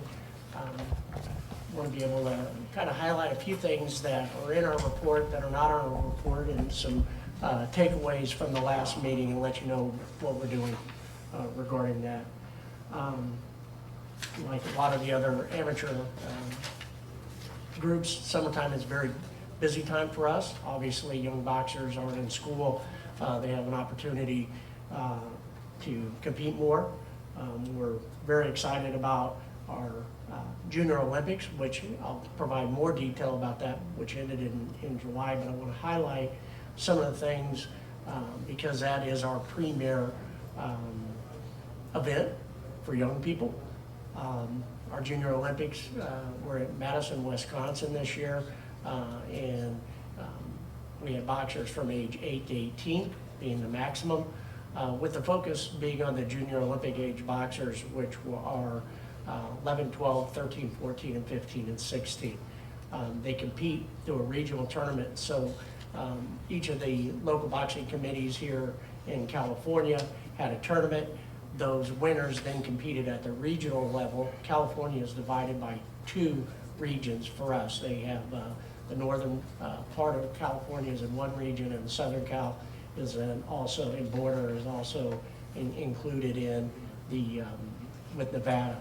I can say that the California representation at our Junior Olympics, and just to throw a few numbers out there, and this will be included in my future report, we had over 228,000 views worldwide. We live stream all our events. We had 4 boxing rings with over 650 bouts contested in a week's period. Of all the states represented, California, the participants had 12%, which was number 1, beating out Texas, which was number 2. Take that, Texas. Interestingly, I know there was just earlier a little bit of conversation about social media. Of the 10 viewing areas, Los Angeles was number 1. San Francisco and Oakland was number 9. They beat out Dallas, Houston, Washington DC, Chicago, and Philadelphia. So the interesting part about that, and since we started tracking social media and live streaming, we had over 1 million minutes of view time during that week of boxing. And then we also, it was viewed in generally about 146 countries. The top were obviously United States, Mexico, United Kingdom, but we even had Guyana was number 10 because we had some boxers from Guyana that are now American citizens competing. So we like to tell our young boxers that you're being watched by the world, and they seem to really rise to that occasion. I've seen your social media stuff. It looks good. We are making strides. I do think all of us that are a little bit older may not understand it, but that is the way the world communicates now. So we are doing better. And also, that is one of the emphasis our new board of directors has tasked us with regarding social media and just getting out the stories of boxing. And you all know that professional boxing is a tough business, but the beauty of amateur combat sports is actually giving young people an opportunity to make better choices and give them discipline, self-respect, and move forward. I do think one of the biggest highlights that we did see, USA Boxing, we're really focusing on increasing female participation. It's moving up slowly, but we had 23% of our competitors were female at the Junior Olympics, which making up 12% of our competitors, I thought was fantastic. Takeaways from the last meeting, I want to let you all know we're working on doing a conference call with all our LBC leaders. We want to discuss, I've talked to several of them individually, but I want to do it as a group regarding pro-ams. I think our system's a little bit different than the other combat sports here in that competition levels, particularly like in our Southern Cal, which is LA area, they actually set their schedule in November will be in November of this year for next year, just because they have so many opportunities to compete. But we do think it is an opportunity to do more collaboration with some of our other LBCs here in California that aren't as active. And we're going to talk about that, of how we can be more collaborative with local promoters, which I think gives all our young people a better opportunity. The other part, that going over our financials and how people report, we found that there's some inconsistencies. And so we want to work with them to be able to provide more accurate reporting when it comes to the finances. Mike, what do you mean young people? Did you say young people report? More opportunities for young boxers. What does that have to do with the financials? I wasn't following. I changed subjects, I'm sorry, Oh, my okay. ADD kicked in. I should have taken a breath. To one ADD to another, yeah, don't do that. Don't do that to me. Once we get more opportunities in reference to pro-am sanctions, okay, and then moving on, financial reporting of how we, donations have not been accurately categorized as an income. So things like that, we need to do a better job, and I've gotten assurances, and we're going to work with all the LBCs to provide better training. Looking towards next year, this is an election year for USA Boxing at the LBC levels. All 57 LBCs will have opportunities, votes for their new leaders. That'll be in December and January. So part of our process in March of next year, we will do a cost share of having the leaders from each LBC come to Reno, California, or excuse me, Reno, Nevada, and to provide training. So we do a better job nationwide to provide more accurate reporting. We did receive the Cal Border LBC information the day after our report was due to you all. I will be sending an addendum that can be updated so we'll be able to update our files on that. If you look at our reports, the injury rates are staying consistently low. One of the takeaways are the data that we encountered at our JOs, and then also comparing it to the data that we collected at our Western qualifiers. We do see, and we applaud our officials, you know, when it comes to injuries in USA Boxing, the mantra is, and it's the first slide on our officials clinic, is that it's better to stop 1,000 bouts a second early than 1 bout a second late. And we do have several referee stops contests before incidents happen. I can tell you we had 1 knockout out of 650 bouts at the JOs, and that was a youth boxer. They were both over the age of 17. What weight class? Heavyweight. And then we also had 1 true knockout at our Western qualifier, which was very heavily elite boxers over the age of 18. So I think that the idea of making sure that our doctors, our referees are on the same team, and that they watch bouts and they're stopped appropriately as opposed to too late. Those heavyweights have headgear on? Yes. The elite, Pardon me? do the elite boxers wear headgear? Our elite boxers wear headgear. Internationally, they do not on certain events, but we have, and it will be a summary that we will present to you all. We're also presenting it to our board of directors. All our national events, we collect data from minor nosebleeds, just a lot of the same data that we provide you all, but we do it at all our events. But we, since January of 2017, all our elite over age 18 bouts in this country, we continue to wear headgear and collect data on that. We are partnering with USC laboratory here in California, where we are have done videos, and they are working with us to improve the impact absorption standards that we have for our gloves and headgear, and our monitoring for traumatic brain injury. So that is an ongoing process that we're partnering with USC here. Moving forward, our team left today for the Pan Am Games in Lima, Peru.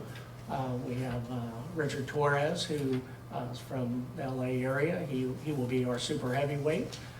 We're expecting great things out of our team and expecting great things from his performance. And then that team consists of 8 males and 5 females. And so we're looking forward to that. Is there anything, any questions that you may have? I do. Okay. What is the difference between on file and pending?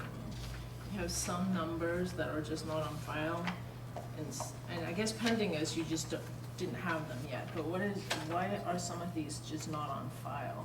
And again, it goes to our verbiage to be consistent. So there's no difference? There's no difference, and that is one of the things, after we have provided it, I know that we need to be more consistent through that verbiage language, and we will clean that up. Do you provide backup for these numbers to Andy when you give these reports?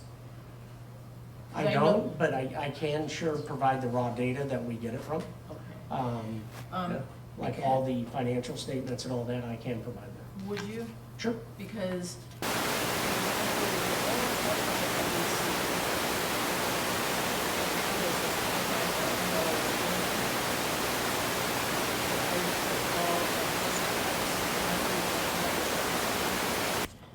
$25,000 revenue, there's a $10,000 expense, and then net proceeds for sanction holder $15,000. Now, I know this is a fundraiser. So the fee paid to USA Boxing for a fundraiser is what, like $1,500, something like that. Correct. And then the LBC gets to keep like $500 or something. And the rest of the proceeds, if they collect more money as a fundraiser, is supposed to go to whoever they're fundraising for. So I don't understand these numbers. The net proceeds for sanction, so there should be, and I don't really understand the $10,000 expenses or the net proceeds going to the LBC of $15,000.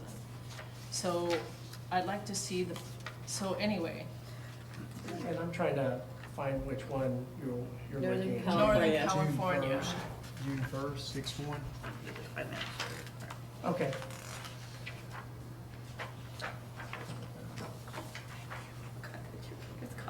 I can tell you the process, and then I can also provide that information. Yeah, just provide the information. I'd like to see that.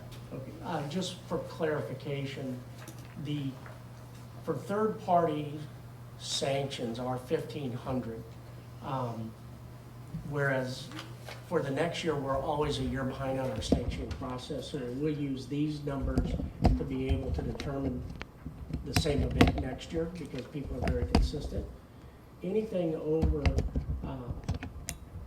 1,500 or 5%, if they collect over $2,000, the LBC actually gets a third of the sanctioning fee. So let's say if it is goes up, the sanctioning fee is $2,001 or $3,000, the LBC will get the original $500 plus another $1,000 for that event. This particular event, I'm pretty sure, was revenue directly for a boxing team. Actually, when it's a fundraiser like this, you're supposed to get, so out of the 1,500, you're supposed to get like 1,000, and then they should be keeping 500 per your rule. But anyway, just give us the backup. Okay. Okay? Okay. Then, on Southern California, I'm looking at like Villa Park Spring Boxing Show.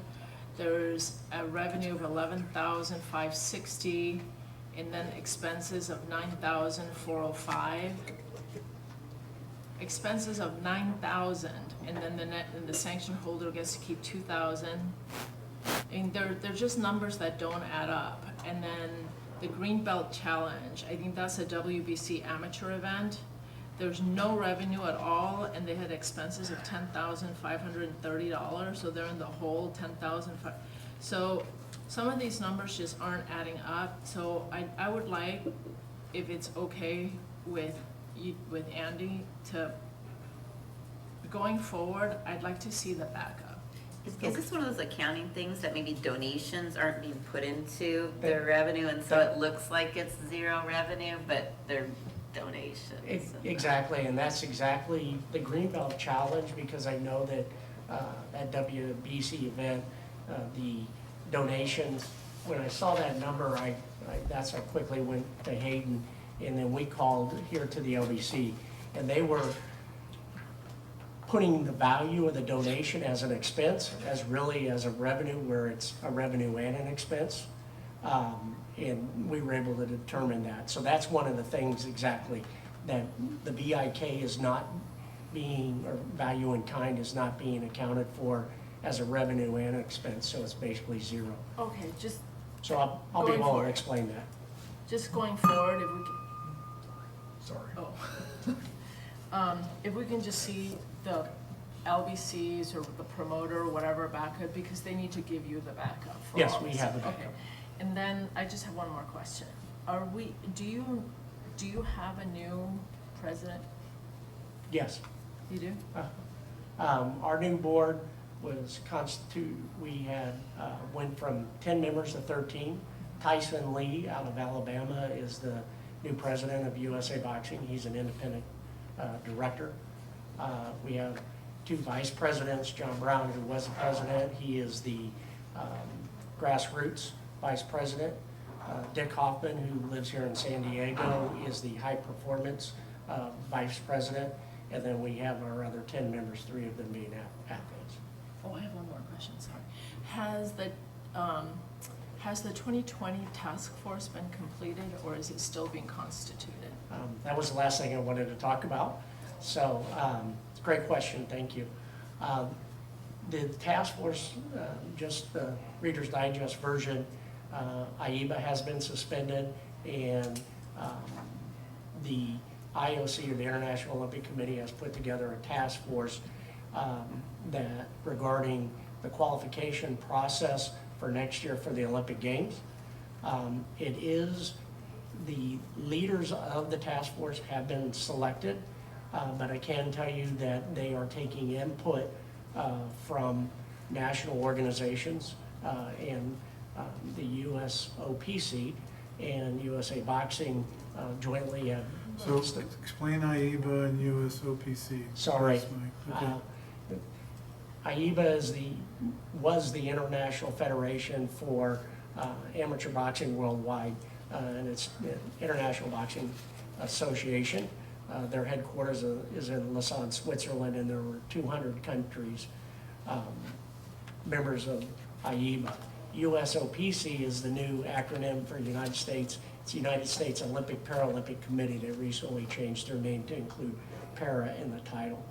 So with IEBA being suspended, the International Olympic Committee, IOC, is taking on the task of organizing the qualifications process for boxing for Tokyo, and will be in charge of running the Olympic Games, as opposed to delegating the authority to IEBA. The task force is made up of, the leader of that is a gentleman from Japan who was in charge of gymnastics, and they put together a group of individuals, and they are asking for input from different nations. They are sending representatives to the Pan Am Games down in Lima, Peru, which is next week. I leave on Friday to go to Lima, and we're hoping to be able to be a part of that conversation with the task force. I can tell you the process for qualifying to the Olympic Games, which makes our last chance qualifier here in California in November going to be a major event. The only way to qualify for our team per the IOC's rules will be the qualifying events in 2020. So 2 boxers, 13 weight classes will qualify at the last chance event in Oxnard. We're expecting over 500 boxers. Those 2 last chance qualifiers will join 6 others, and they'll fight in our Olympic trials in Lake Charles, Louisiana in December. That will constitute our Olympic team. Then they will move into the 2020 qualifying process. At the Olympic Games, only 286 boxers can compete in all 13 weight classes. So the first way for Americans to qualify will be at the Continental Championships, which will be next year. And if they get a certain place, they'll be able to qualify. Then there will be a last chance qualifier worldwide in Japan is scheduled for. So each continent has its own qualifier. The Americas, which is Canada, us, Mexico, Central, South America, and the Caribbean. And we're hoping that that qualifying event for our boxers will be in April, March of next year. So that's kind of the process, and the task force is ongoing. We're hoping to have more information in the next couple of weeks on the location of where that qualifier would be. Excellent. Any other questions for Mr. McAtee? Thank you. Have a great trip to Lima. you. Good Thank luck to you. USA Boxing. Very exciting. We have a room reserved for lunch. At what time did you say? 12:15. Okay. So let's go to agenda item number 7. Discussion and possible action regarding the 10-point plan to refuse sanctioning fighters that weighed more than 15% from the official weigh-in day to the day of the fight.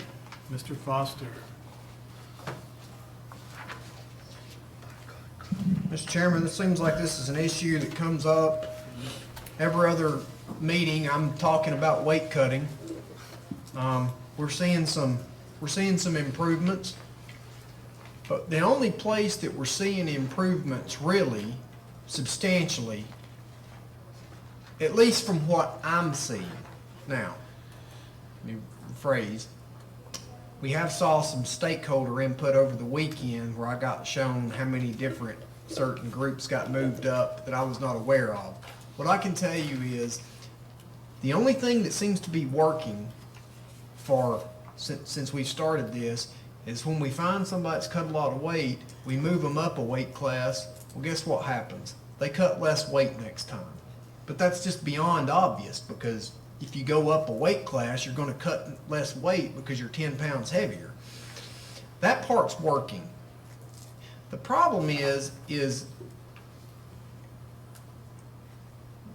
we're having a certain group of people, very small number, who are cutting so much weight that it's now beyond the scheme of unhealthy.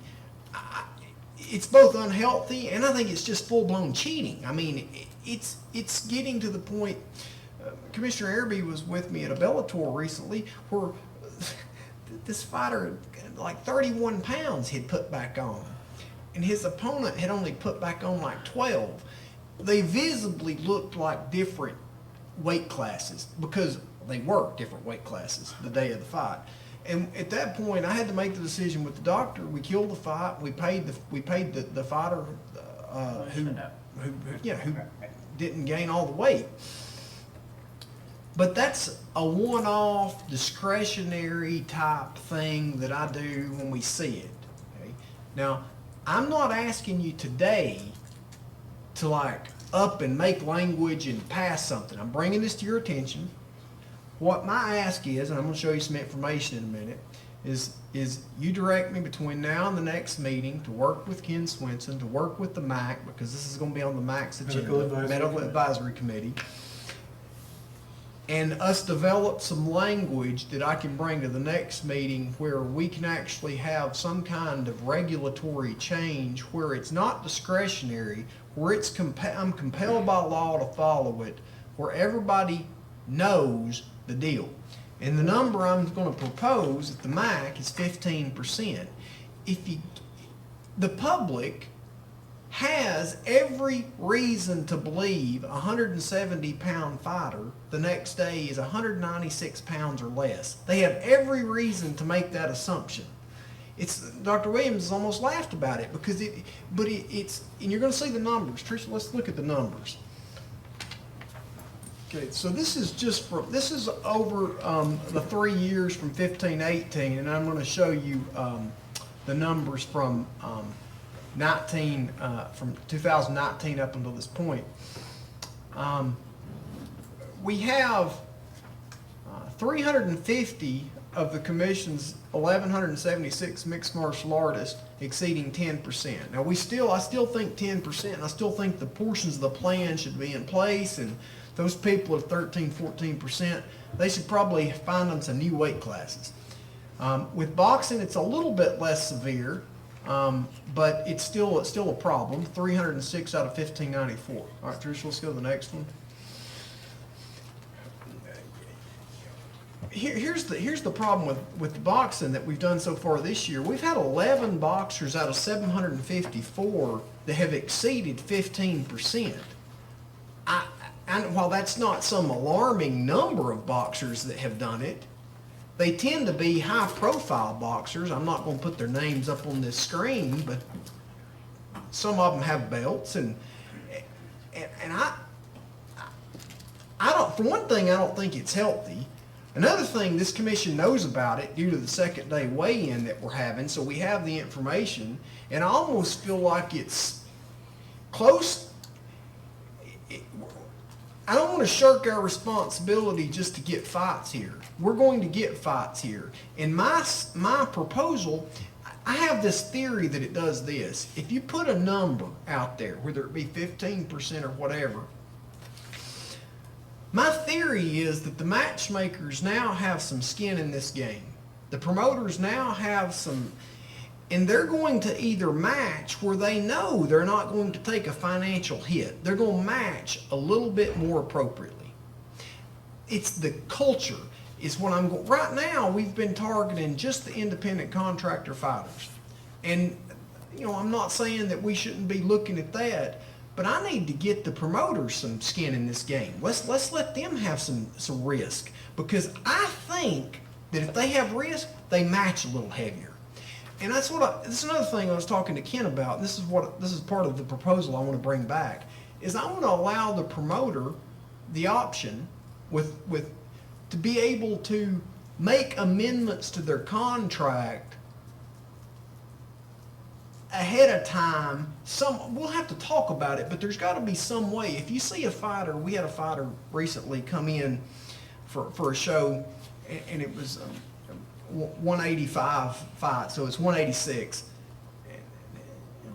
216 pounds on Tuesday's not appropriate. It's not appropriate. But that's what we're seeing. We're seeing these kind of numbers, and we know about them. And I think at that point, you know, I have the authority, and I use it sometimes. Rich Chow, I have him on speed dial with him on Tuesdays. He's the matchmaker for Bellator. I'll say, let's just make a catch weight. We're moving it up. We're moving it up.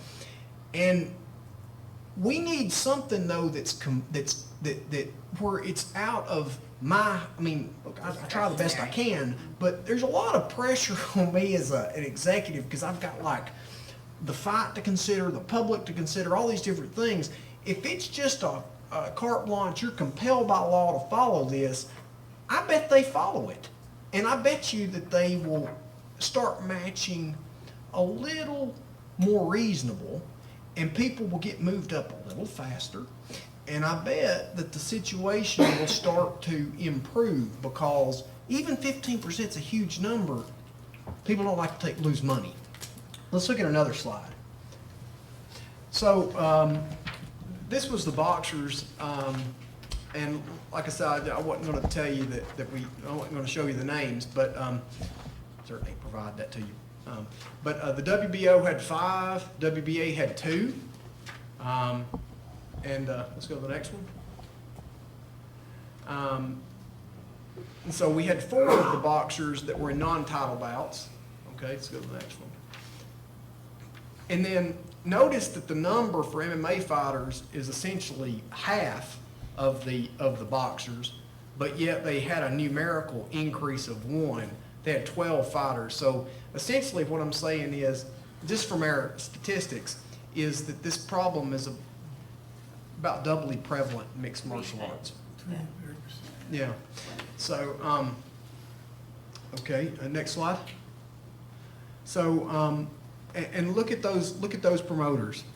They're all over the map. It's not just big ones, it's the whole industry.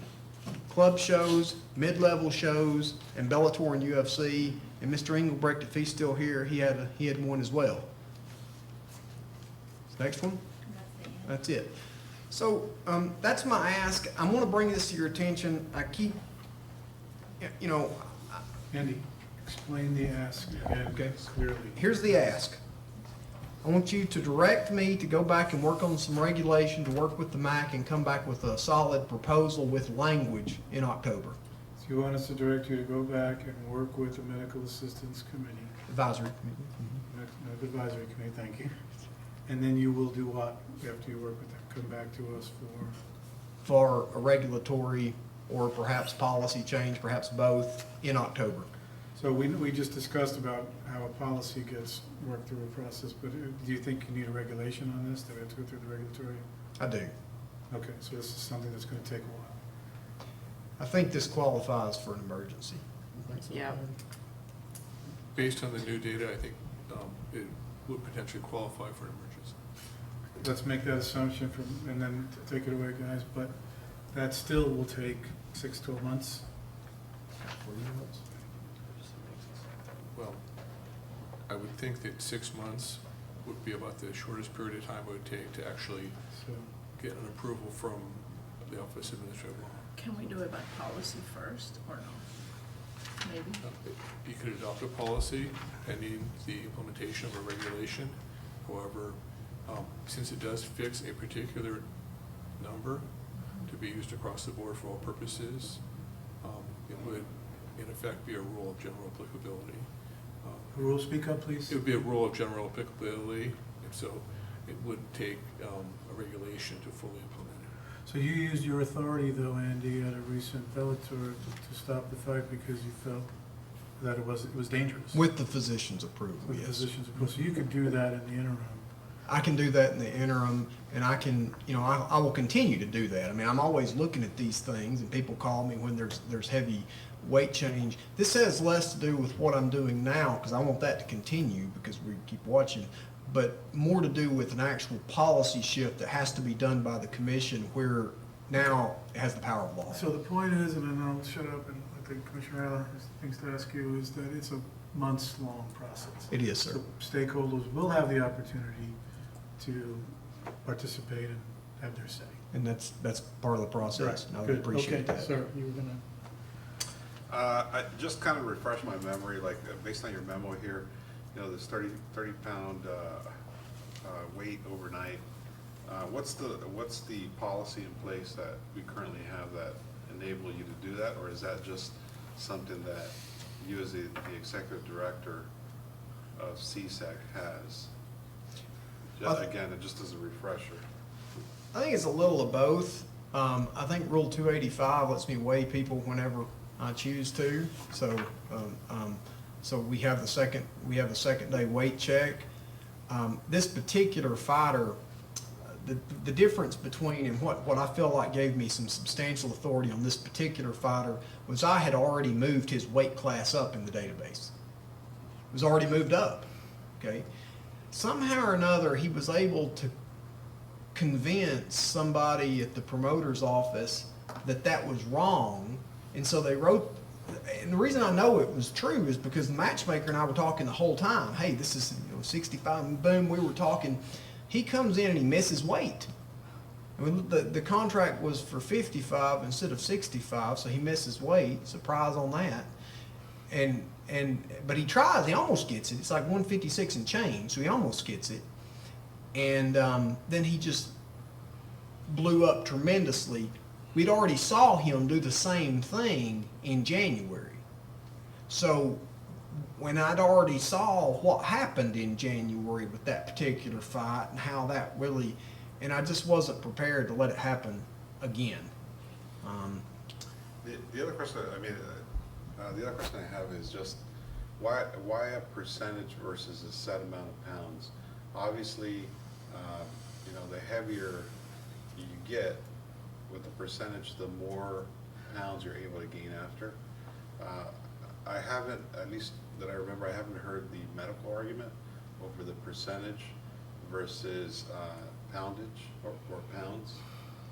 So I don't know if you want to include that as part of your discussion with the advisory committee, if it's already been discussed, if you can point me to a website or a place where all this information exists.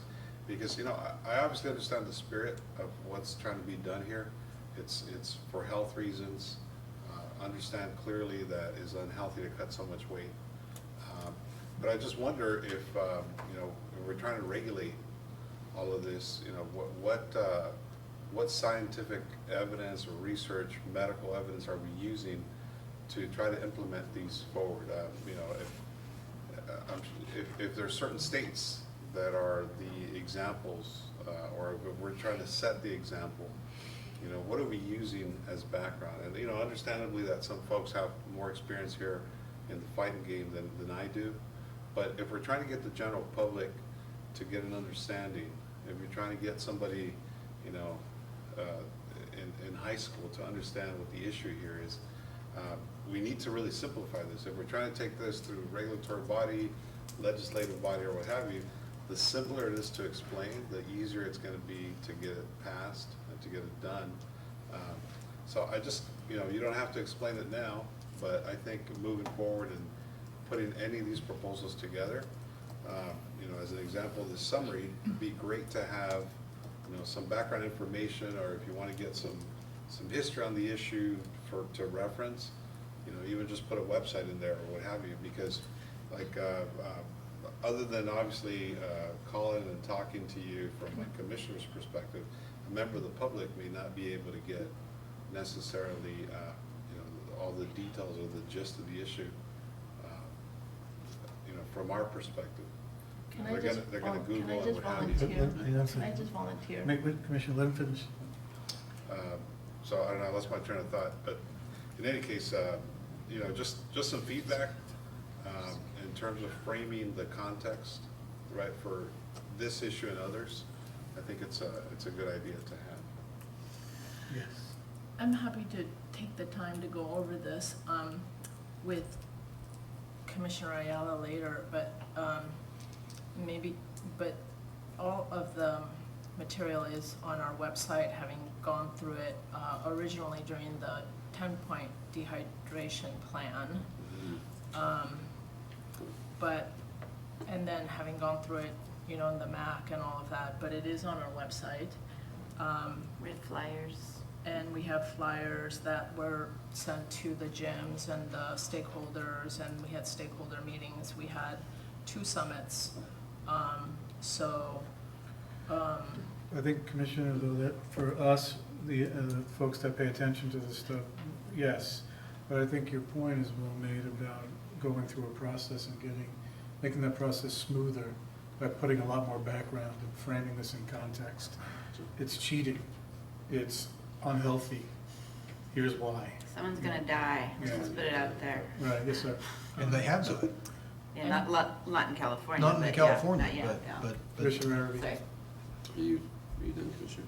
And we do have some videos and things on our website and on YouTube, and maybe we can, I think we did a lot of outreach on this, but maybe you can make a suggestion on where else we should post this. I think we have it on our social media and but I'm happy to get together with you and see where you think we should put it, where other people might read it.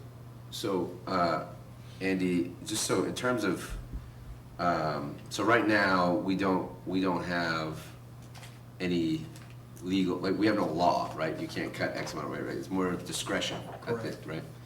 But do we even have, and maybe this is the point that folks are saying up here, would it be worth the time of the commission right now or soon thereafter, at least to make up a recommendation of, here's what do we, when fighters come in to fight, do they know, they may know, right? But do they know, is it specifically stated that it's up to the discretion of the director of the commission to determine whether you can fight or not based upon how much weight you cut? And if not, should we put that out there now so it's even more forceful as we explore the issue of not only making it discretionary, but actually making it lawful? yeah, we can put that, we can certainly. And that's what I think would be good, just to sort of even further the point, is if we did some sort of recommendation now as a commission, to sort of make the point as you explore further to make it not only discretionary but lawful. And to further answer your question, this is where I went back and forth with it, the rule book is, you have the weigh-in, and then you have Rule 285, let's just weigh people, and then you have the weight spreads, what's allowed on the spreads. Well, obviously, if you make weight, the contract signed, that weight spread, I believe the intent is for the day of the weigh-in. That's the problem. What I struggle with is those fights where when you get there on the day of the fight, and they're nowhere near the weight spread anymore. Right. One fighter has just went beyond. I don't know the legal implications of that. But I think if we put a cap on, I bet you'd see less of those weight spreads beyond regulation on the day of the fight. Commissioners, Dr. Williams, you have anything at this point? No, I think that we'll talk about it at MAC. I think clearly the percentage approach is better than a, raw number of pounds approach for a number of reasons. And I think there's a health component, and as has been said multiple times today, there's also just a fairness of competition component. So I think on all fronts, we're well within our rights and maybe obligations to pursue this. I think, like Andy has talked about before, this issue of weight cutting, we've repeatedly said there's no one magic silver bullet. But what you've tried to do is say, okay, how can we box things in so that on a number of different fronts, people are discouraged from inappropriately and unhealthily cutting weight. And this is another addition to that process. So. And just to add, I think that not only is the athlete discouraged, but I think the promoter and the matchmaker are discouraged from offering a contract because they know what these people, they know. And I think they would be discouraged from offering a contract that were a little bit concerned about what the fighter would come in at. And 15% from the data up there's very, very few people doing that, and it's such a wildly large number. But at least it draws a line in the sand somewhere that and I think that number should probably be decreased in time, but at least at some point that puts a line in the sand. Right. Chair, you have any comments at this point? Questions? Well, we talked about implementing a policy, and I think kind of word is out that we're moving towards a zero tolerance in anybody who gains over the 15%, and that we're working on that reg, and so that the community and our stakeholders better be aware. And we support you 100% because the overall is fairness and health and safety of our fighters, and it's true, people die. So 2 comments, and then I'll ask for a motion about your recommendation. Perhaps the commissioners would consider something more in our, direction for you. And it's 2 things, and it goes back to my request of the subcommittee on the sexual harassment policy. When you're telling us, the result of the work that you've done with the medical committee and so on and so forth, also let us know how you're going to educate and outreach our community. Okay, because it's great to put these things in place, but it's critical that they get rolled out and educated, right? To both these gentlemen's point, I think, partially to their point. So talk to us about that when you come back. Also, 15% I think we'll probably find when we can see some of the data is going to be a good ceiling, and you made a comment just a minute ago that it probably needs to be decreased if you're really focused on avoiding cheating, bad matches, promoters taking advantage of fighters, and then just an unhealthy way to live your life. Dramatic, 3 dozen pounds up and down, which I don't think you have to be a doctor to figure that out. So perhaps you should also be talking about and advising us on some discretion that you have between 10 and 15%. And what I mean by that is a repeat offender. So if somebody's gaming the system at 13, 14%, you should probably have some ability to say, I'm not going to do that for the 3rd time or something like that. So I hope that we'd also consider looking into that. Have you guys looked into that?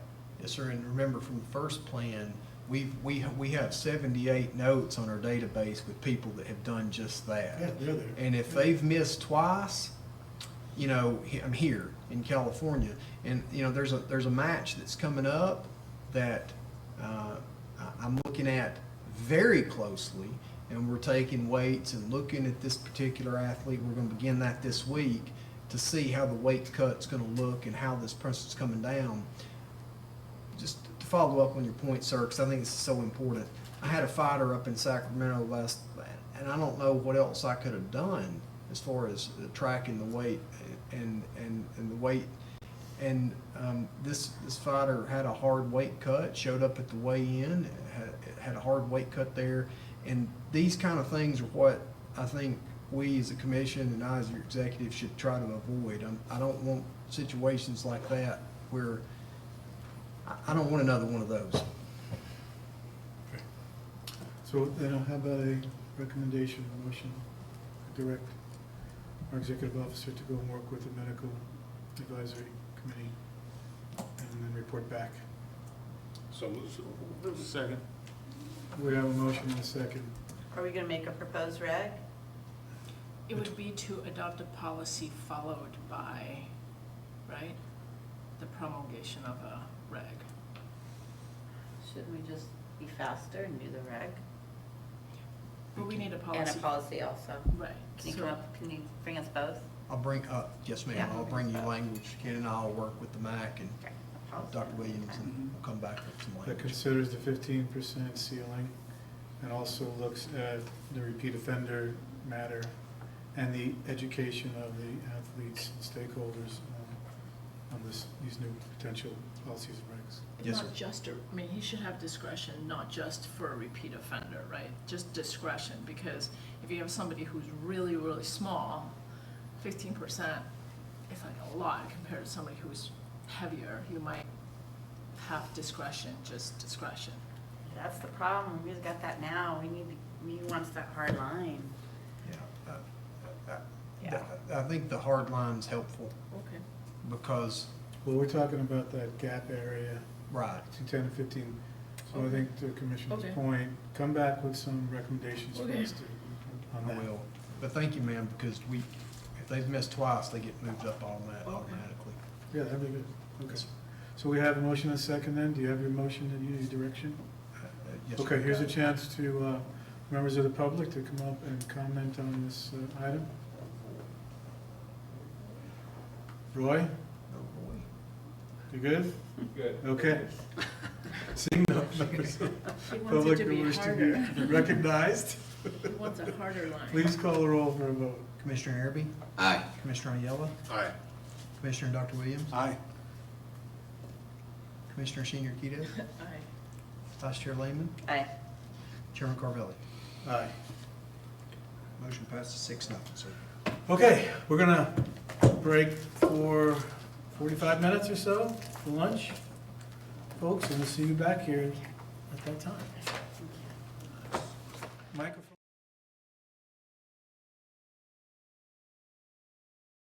You got it? Good afternoon and welcome back to the July 22nd meeting of the California State Athletic Commission. John Frank, where'd you go? Where'd you go? He's out in the anteroom.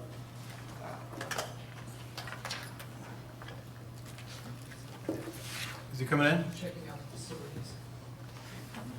facilities. All right.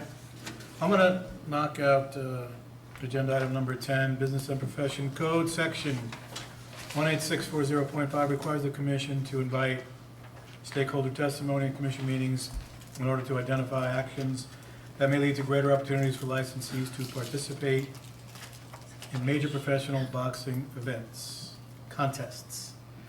Here's a chance for the members of the public to provide any comment or testimony information that could support this regulation.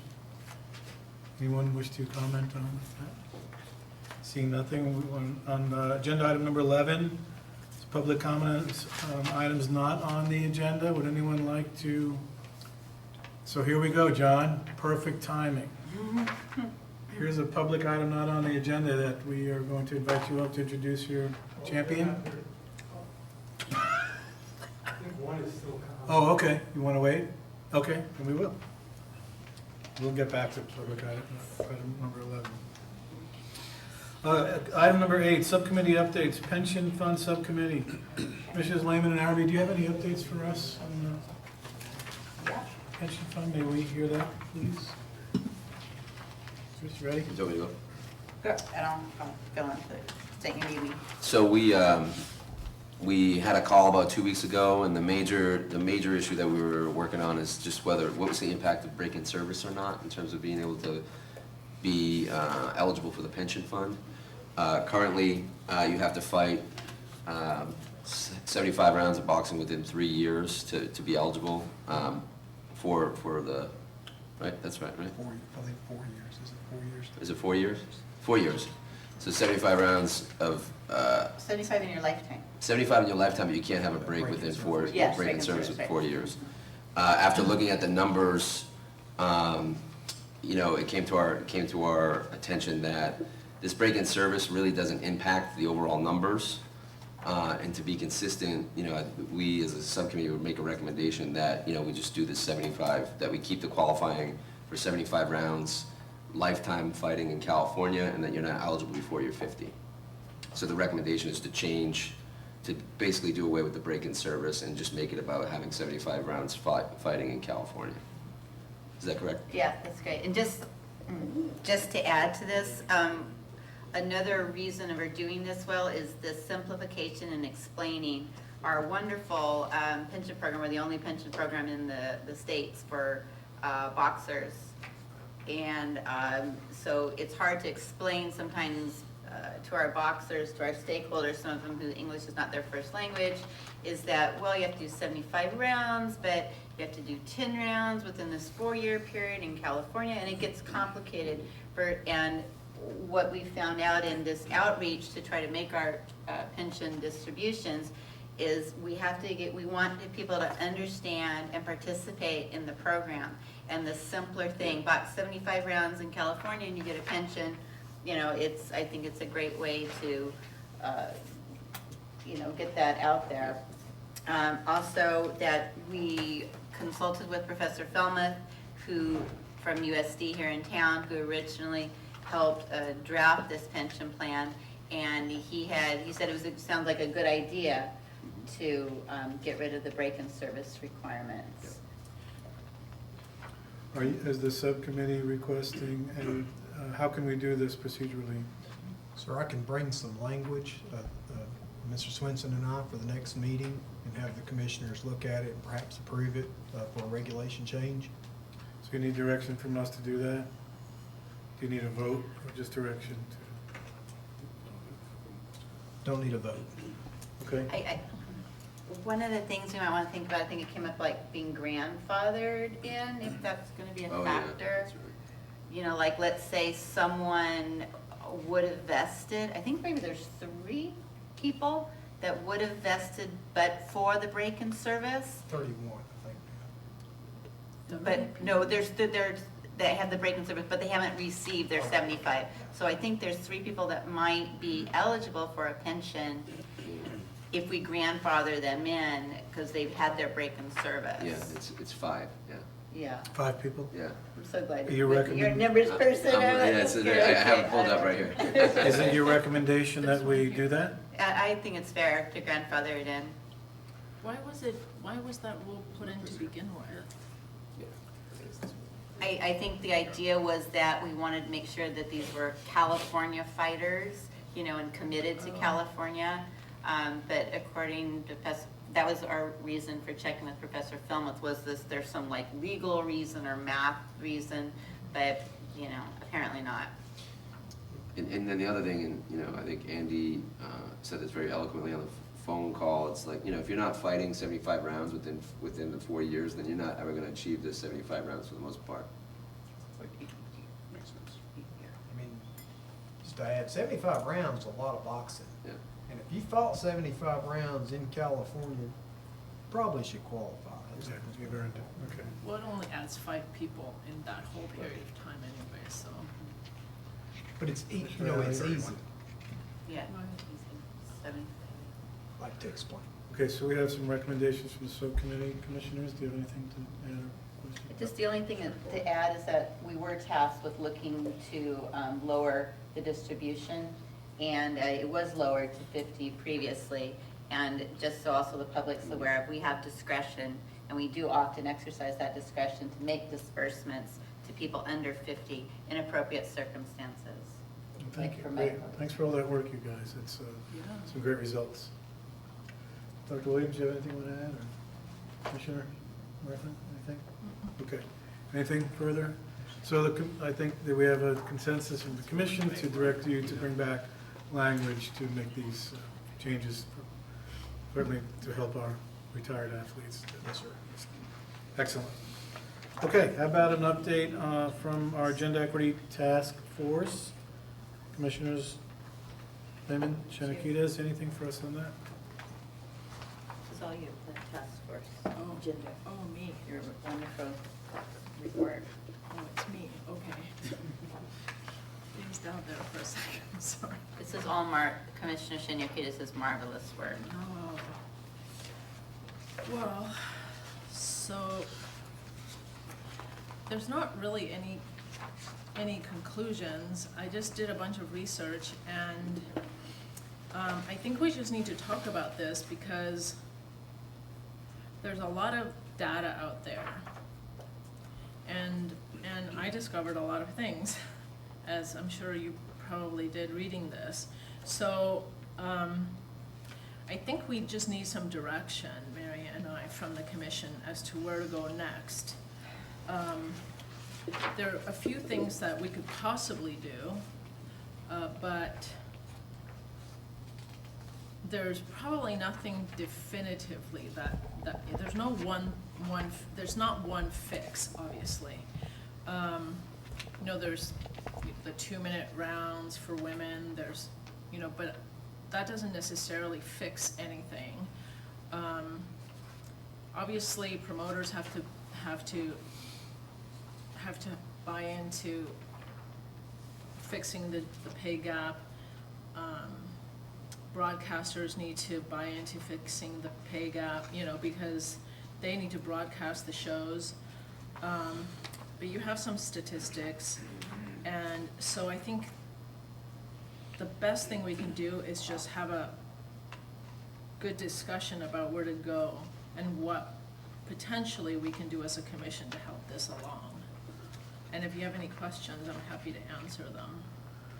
If anything were to happen, I think California, because we just have so many shows here, we are set, you know, good to be leaders in this area. Okay, that's excellent. You've done all this work and you've started the discussion. That's what we were, that's great. I think that's a great first few steps. Do you want to add anything more before we have comments? Commissioner, yeah? What's the, I know it's hard, I mean, it's great that this is done because at the same time, you know, we just had the U.S. Women's World Cup and they showed the disparity between the women and the men, and Women's World Cup is very popular, and yet the women are getting paid, you know, very little compared to the men, and they're much more successful.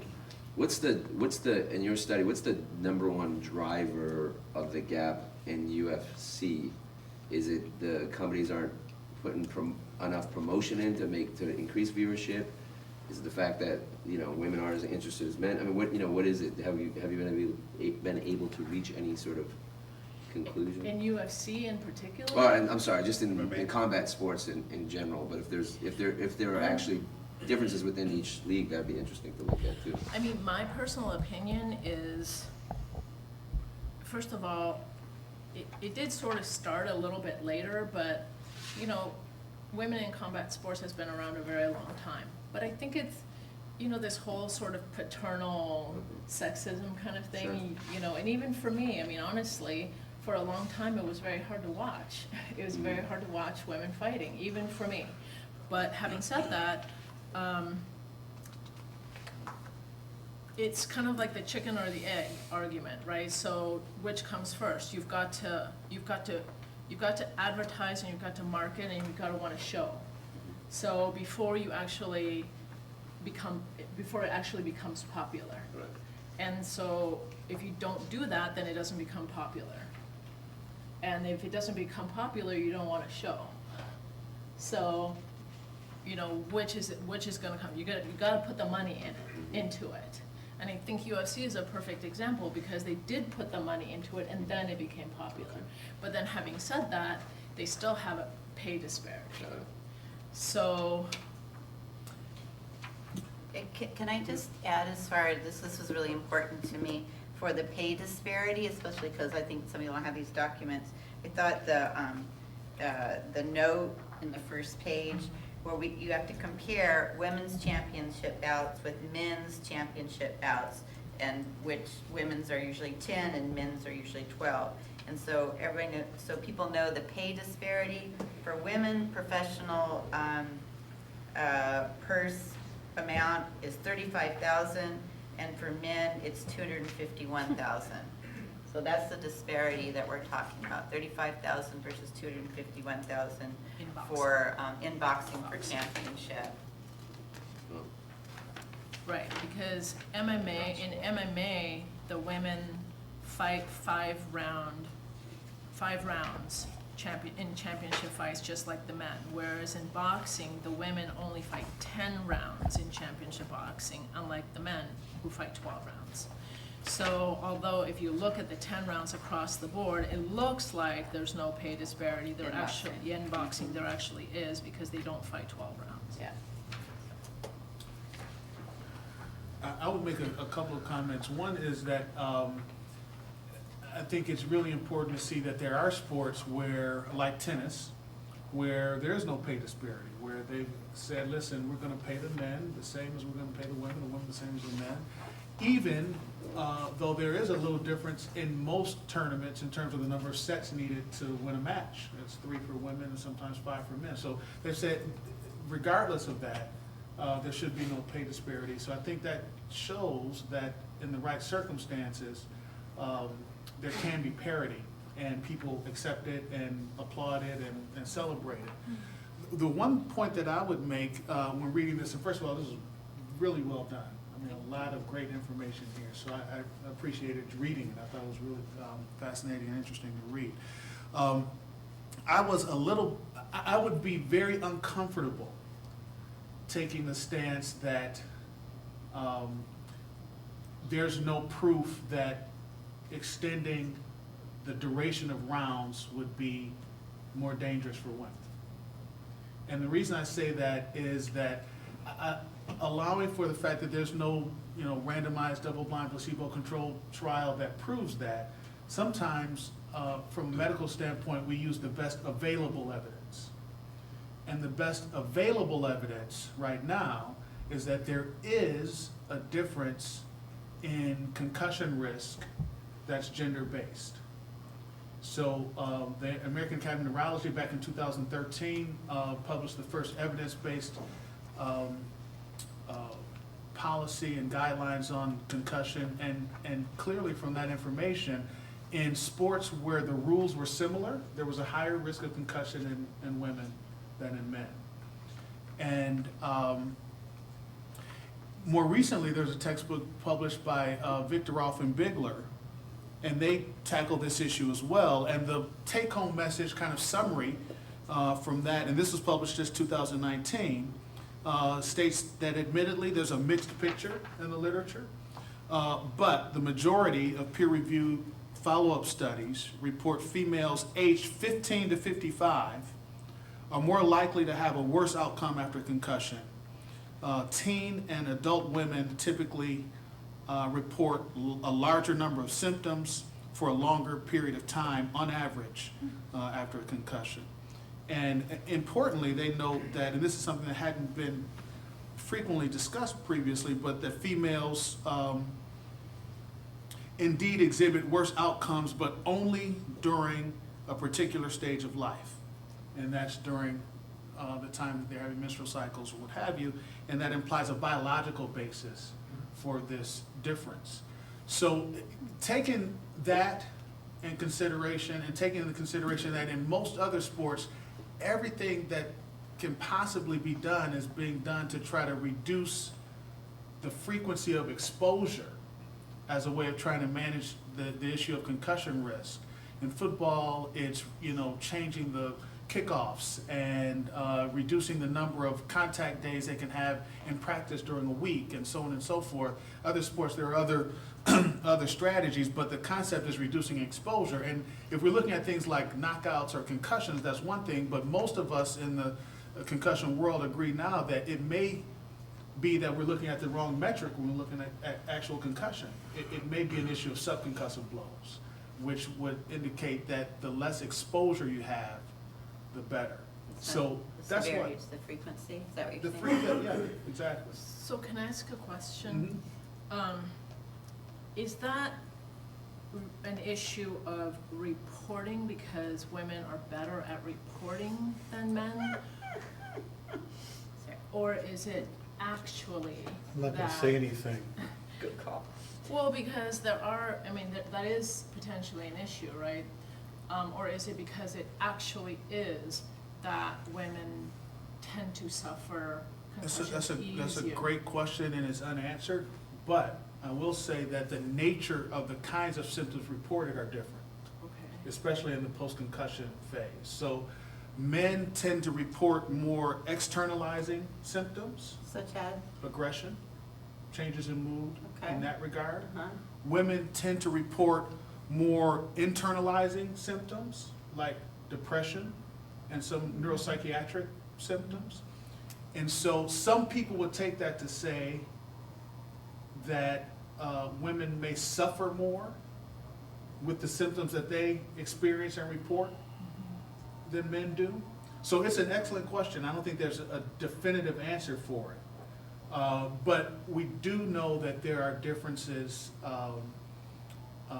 Most follow-up studies indeed support the fact that there are some differences and there's some increased risk among females. So then when you say less exposure, the other thing that concerns me too is when you shorten a round from 3 minutes to 2 minutes, if I'm a fighter and I'm thinking, okay, people pay to see KOs and TKOs. Now I have 2 minutes in which to give them what they want. Now I don't have the time to really set, and I don't have the time to, now I've got 2 minutes. I'm gonna go in there and I'm gonna throw many more punches because I've got 1 minute less, you know what I mean? So the concern is I'm not gonna take my time as much so there's maybe, potentially, I don't know this to be a fact, but potentially more punches thrown in 2 minutes because I feel rushed to drop the person. So my concern is rather than less exposure, maybe there is more exposure to those punches because I have less time. Yeah, so I think that's certainly possible, and we deal with unintended consequences all the time, so it's possible that there would be some unusual paradoxical difference in 3 rounds versus 2 rounds. I think that's where, for instance, when you quote Dr. Cho and Dr. Warner and Dr. Kutcher, they all say, hey, I don't know. Who knows? We need a study to prove whether 3 minutes was really more dangerous than 2 minutes. But taking everything as a whole, I tend to agree with Dr. Alessi, who says, listen, in general, less exposure is better. And so I'm not sure it makes sense to increase the duration of potential exposure in this circumstance. How would you factor in, if at all, any differences in return to play between the men and the women in recovery time? So right now, in sports where we're really requiring that an athlete demonstrate that they've recovered, then they have to have demonstrated recovery, whether that's 10 days, 2 weeks, 3 weeks, or what have you, male or female. They have to have demonstrated recovery based on a complete resolution of their symptoms and based on having approximated their performance on baseline testing or what have you. Again, some of the evidence tends to suggest that females have, again, more symptoms that last a bit longer. But Commissioners? in any case, they still have to demonstrate recovery. So you're raising key and critical issues, and it's a great discussion, and this could continue on, right? There's no way to actually summarize all that in a meeting and setting such as ours.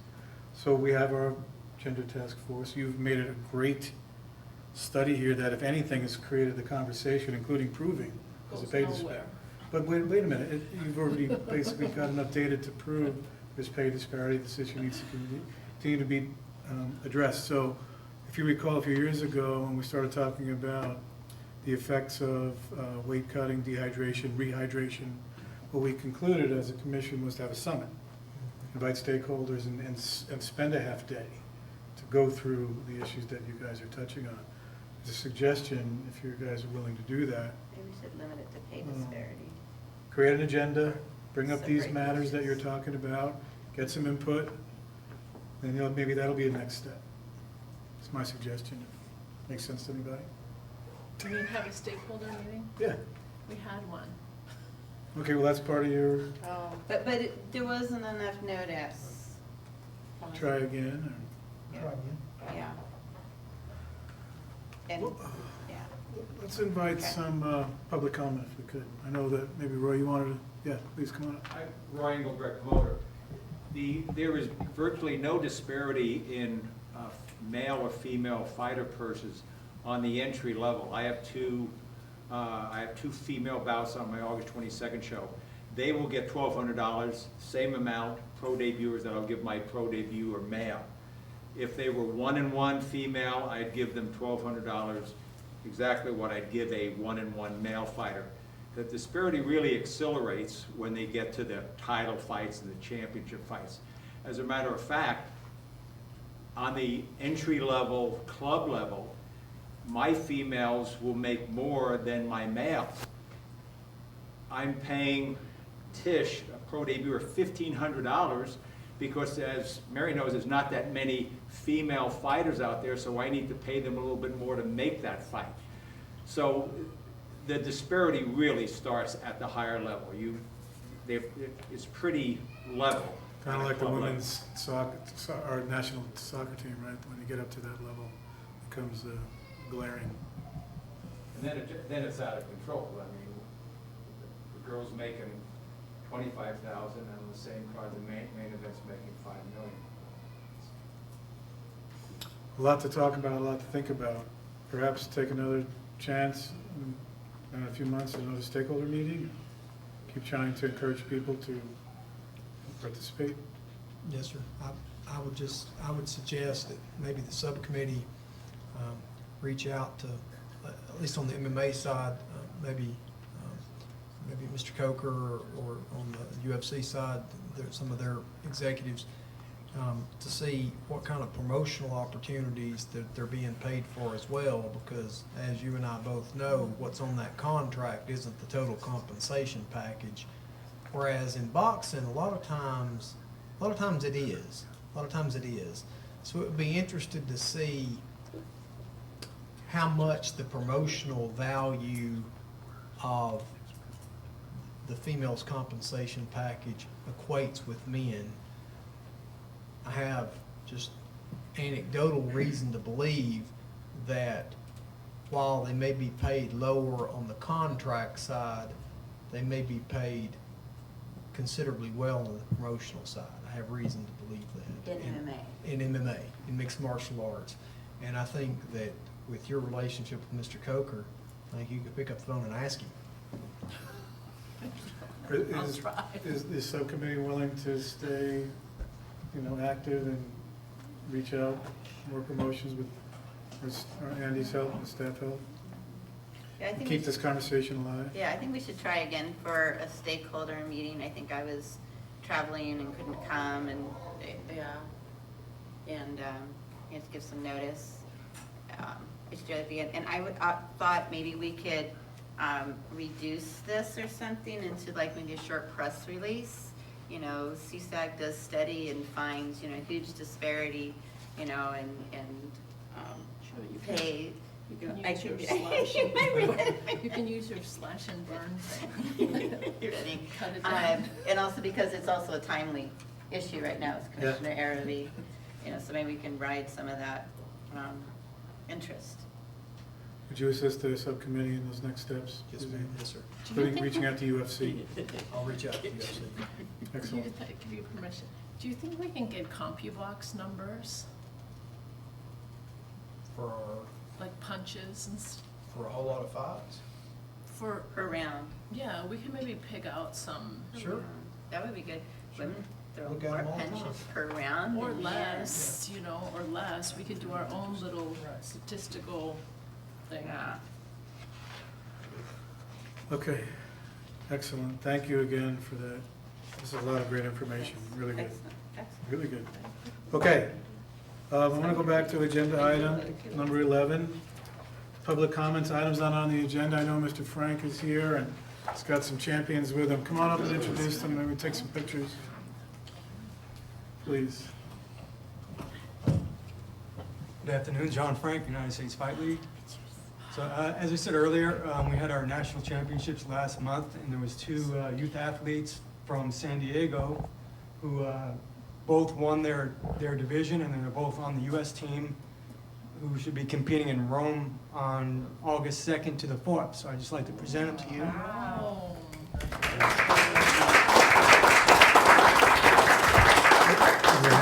As soon as John's done with the introductions, take a picture with us. So we have Sergio Porras, who's 13 years old.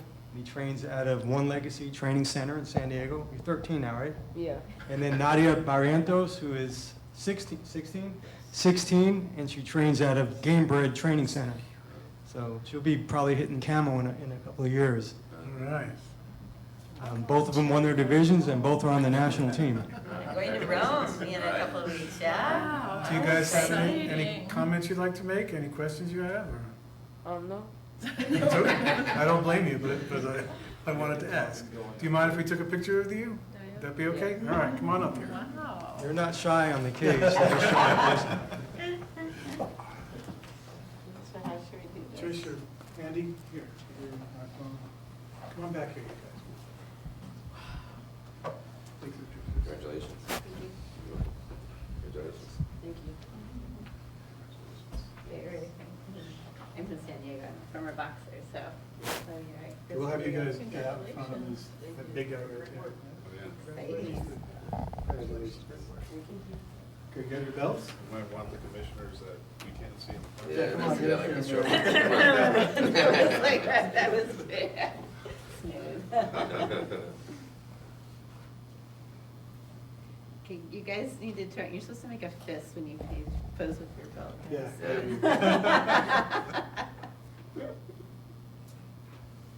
Get it? Right. When's your next fight? So will it be Rome? You have fights between Yeah, they were August 2nd.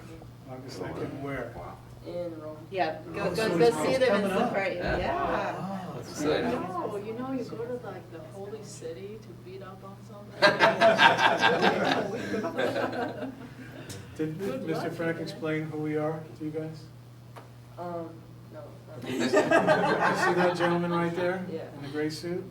He runs all of combat sports in California. We're his commission. boss. Okay. We made the rules to allow USFL to exist and compete safely. Because as you know, there was like some pushback. People said, oh, kids shouldn't do MMA. And we said, we can make it safe and do all the great things that you guys do and all the stuff you learn and you know, succeed in all your values. So we really care about you guys in a lot of ways. So. Mr. Frank sat in my dining room.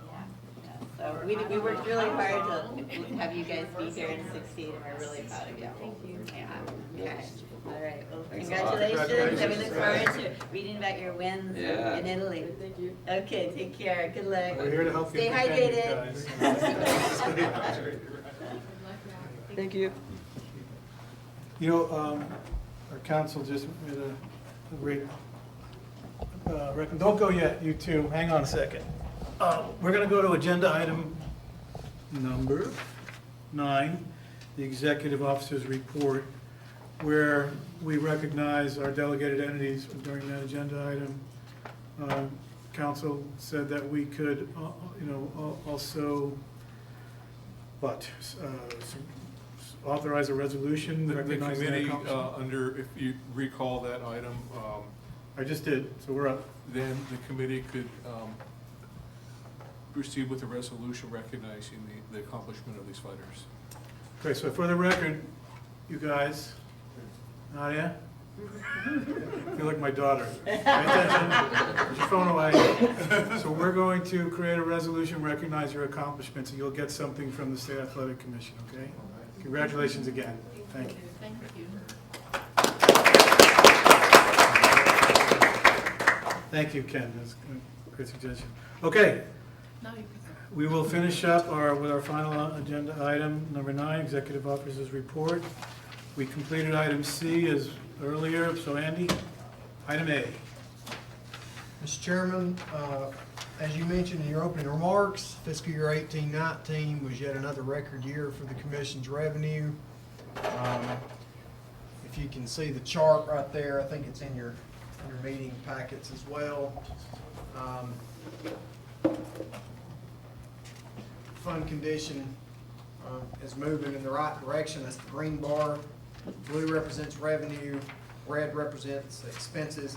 Obviously, goes with beyond saying, the further that blue bar goes up, the higher the red bar is gonna have to, I mean, you're gonna have expenses. It takes expenses to regulate the events. I just got a report an hour ago, and so some more checks that came in, and I can tell you that the support fund, as of this fiscal year, and we're only 22 days into this fiscal year, but we've deposited, we will have deposited on Thursday, $285,000 in the support fund so far. So there's a, just an update on the revenue stream. Fiscal office sent over a fund condition statement the other day. Now, I think there's one piece, but they're saying our fund is about $1.7 million right now. I think that might go down a little because of some fiscal month 13 expenses that have to be paid from the fiscal report. But in any case, the fund is certainly healthier than $23,000 back in 2012. Yeah, that's shocking to see this Where graph. we had a 3-day Graph. reserve and now we You have see it that? 10 months, It's like, it's I so would be like- fair, it was 2 weeks. Yeah. 2 weeks. Well, whatever it was, Yeah. we now have 10 to 11 months reserves. That's good. Very good. So I don't want to beat a dead horse or anything, but are we any closer to getting a budget? Like a full fiscal budget? Well, they sent over something for our fiscal month 11. I'll just say that I don't know. But we did get something from FM 11, and I don't want to, on the record, beat up the budget. They're trying hard, and I work with them all the time. I know it's not their It's really fault. not their, I'm just inquiring. yeah, no, and my answer is I don't know. And when I do know, you'll be the first to know because I'll send you the information. Okay. Then, on number B, and examination of boxer applicants, that's the proposed regs. Mr. Swenson, any idea of what we're at?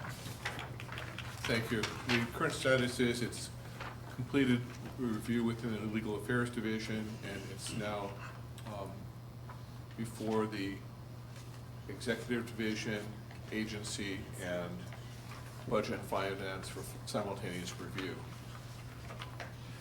I would anticipate that will be completed within the next 30 to 60 days, and then at that point, it'll be ready for submission to the Office of Administrative Law. I also realize that the commission is frustrated with the length of time this has taken, it's understatement.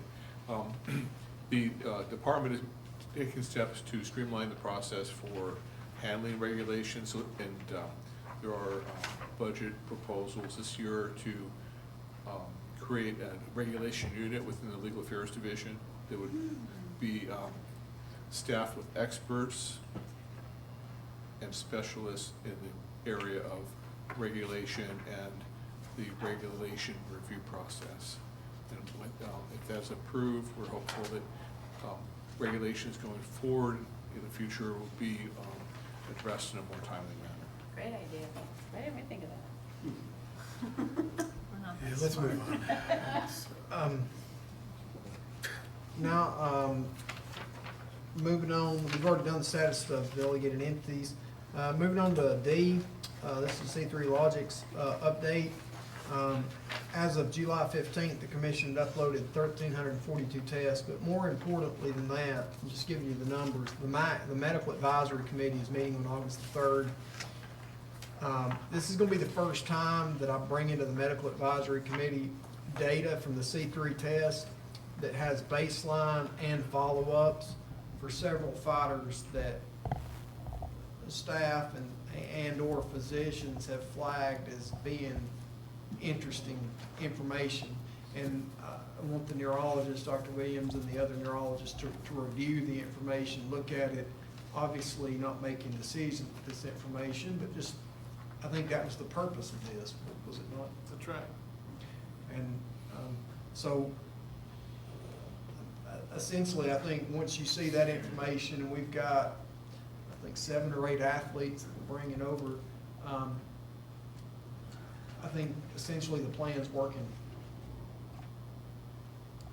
You bringing the athletes to the No, meeting? The data. Okay, okay. The data. Now, part E is, this came from last year. Commissioner Souter requested that we utilize the budget, not the budget office, the press office, the media office, to work with them to create some outreach, some informational videos, that type of thing.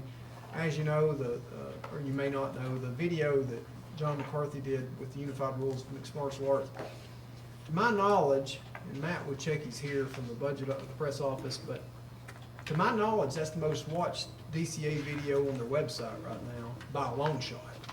Okay, so the thoughts were, we kind of did this video for Commissioner Souter, obviously for the whole commission, but it was his idea. And I wanted to encompass some of the things that he had talked about in doing it. I got to say, I thought the press office did a great job with it. You want to play it, Tricia?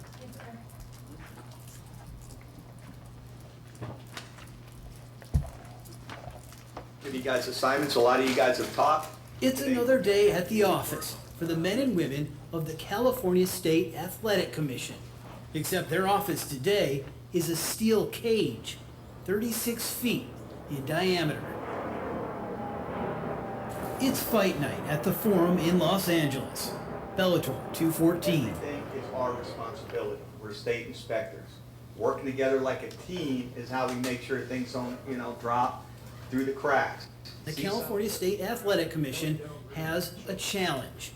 Their work is to keep fighters safe in a bloody sport in front of a crowd that celebrates the brutality. Turn, fist. They're putting their money down to witness the unique drama of high-level athletes in a very, very honest sport that is stripped down. The doors close, the bell rings. That's fascinating, and that has always fascinated humankind. In an unkind arena, there is a benevolent eye keeping watch. Andy Foster is executive director of the California State Athletic Commission, and once upon a time, a mixed martial arts combatant himself. We gotta have people that are on point, that are paying attention, that are putting fighter safety number one. Foster and the commission are doing just that. He's known for both the southern drawl he brought to California from his native Georgia, and for being a champion of the idea that keeping fighters safe has to start long before the stage lights ever come up. We're always trying to figure out ways to make improvements. Put your hands on your hips and close your eyes. Lift your Concussion testing is a key initiative for the commission, but simply testing a fighter after they leave the ring isn't enough. A baseline for their balance and reaction time has to be recorded first, so that a fighter's team can compare the results. It's the best technology to tell whether a fighter has gotten a concussion, and later, when that fighter might be ready to get back in the ring. For 2 years, the California State Athletic Commission has been working to get fighters those baselines. This is what I push for the Fighters Union. There needs to be more tests. Antonio McKee is a former fighter, a trainer, and an advocate for mixed martial artists. For him, it's personal. Not only has fighting been his life, he's now training his own son, AJ. So McKee knows well how hard it is as a young fighter to acknowledge physical limits. Because they're warriors. They want to go out on the sword, you know what I mean? So that part, but they don't see when they're 50 and 60 years old. The shaking and the problems that come behind it. So focused on the match in front of them, on getting the win, or better yet, the knockout, protecting them from themselves can be a struggle, especially those fighters who see it as a choice between their health and a paycheck. If you don't get your win, it's essentially half a paycheck that you're losing. So you want to make sure that they're being officiated correctly, judged correctly, that everything is done right, so these guys have a fair shake. The weight class system to match fighters is all about pursuing that fairness. But it's also a system that some fighters try to manipulate, putting their own health at peril. For example, we have an athlete right now who I can tell you probably going to be moved up. He's 136. and change yesterday at the weigh-in. He's 157 pounds right now. It's called weight cutting, forced dehydration, sometimes in the extreme. A fighter will make it into a lower weight class where they have an advantage by shedding water up until weigh-in. Then, the night before the fight, they put it back on. The concern there for their health or the concern there for the competitor? Both. Both. For Foster, cutting weight isn't simply a concern, it's a crusade.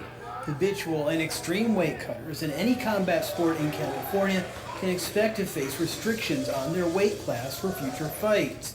It will also impact their purses. What's more, thanks to an agreement forged by Foster with commissions around the country, any boxer caught cutting weight can now see their national rank drop.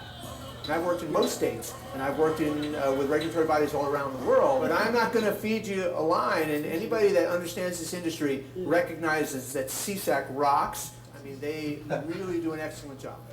And they do that job so the men and women who swallow hard, gird their courage, and walk into this cage under the bright lights can do their jobs. To strive, to compete, to entertain. Well, to me, it's the greatest sport on earth, man. I mean, what these men and women do to get into the sacrifice they make, I think they're the most incredible human beings and the most incredible athletes. But you got to look out for their safety. You got to take care of them. That's good. That's good. Very nice.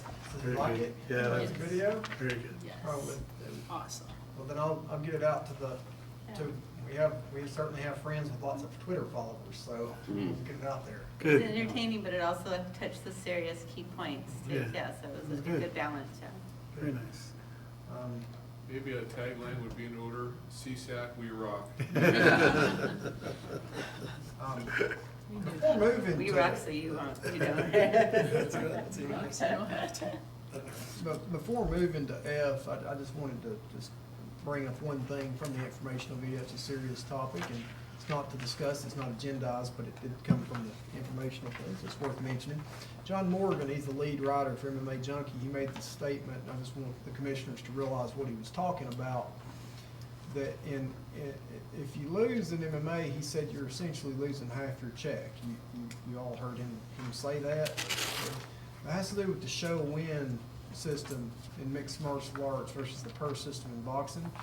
Just want the commissioners to be aware of what he was talking about, and that's something that I think perhaps one day the commissioners should look into. Moving on, staffing update. I heard the internal candidate Anna Savantage. She's her maiden name before some of you know her as Anna Narasaki. She works in the office. I've hired her to fill her halftime analyst position that was in the office. So she will start at the end of the month in that position. We have now completed our inspector hires from this last round. We've had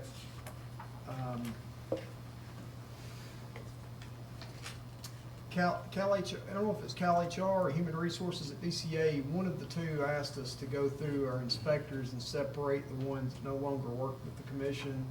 They've sent out separation notices, and we've separated, I believe it was about 10, so we've hired 10 new ones. So it wasn't like we gained on position counts. It's essentially a wash, but these new inspectors are, I think we hired 6 south and 4 north.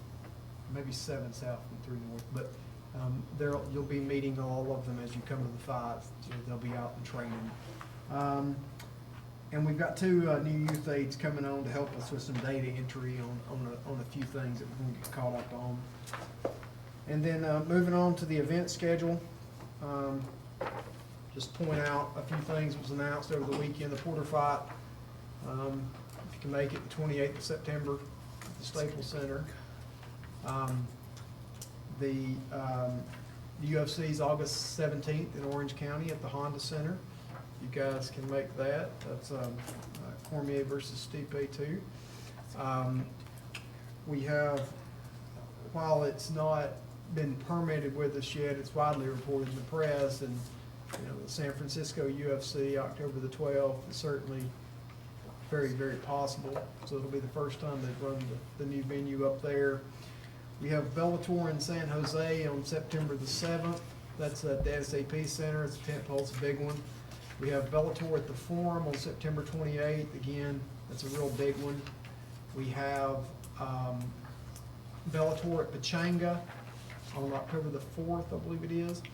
That's a regular Bellator, but it's a nice event. We have Golden Boy at the Forum on October the 19th. So that's a significant event, and I expect titles to be added to that card. There's also some other title fights that I will remain quiet about, but just know that they're coming. November is looking strong. So that's my report. Excellent. Any questions for Andy, commissioners? Any members of the public have questions on the comments about the executive officer's report? The, Seeing when was the none. Staple Porter one? September 28th. It was just announced on Saturday. at the Because it's Packer. not on here, right? No, ma'am, it's not. So, no. You sent an email out, I believe. Yeah, I Yes, got you that, did. I just wanted to make Okay. sure that it'll be on our website. Yes, ma'am. Okay. And so, Tricia, we all good? Yes, sir. Okay. Counselor, we good?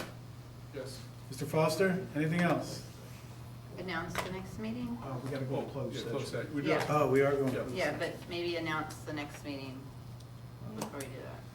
So, October let 15th. me look at my calendar October 15th in Los Angeles. in Los Angeles. Next meeting announced, Yeah. thank you.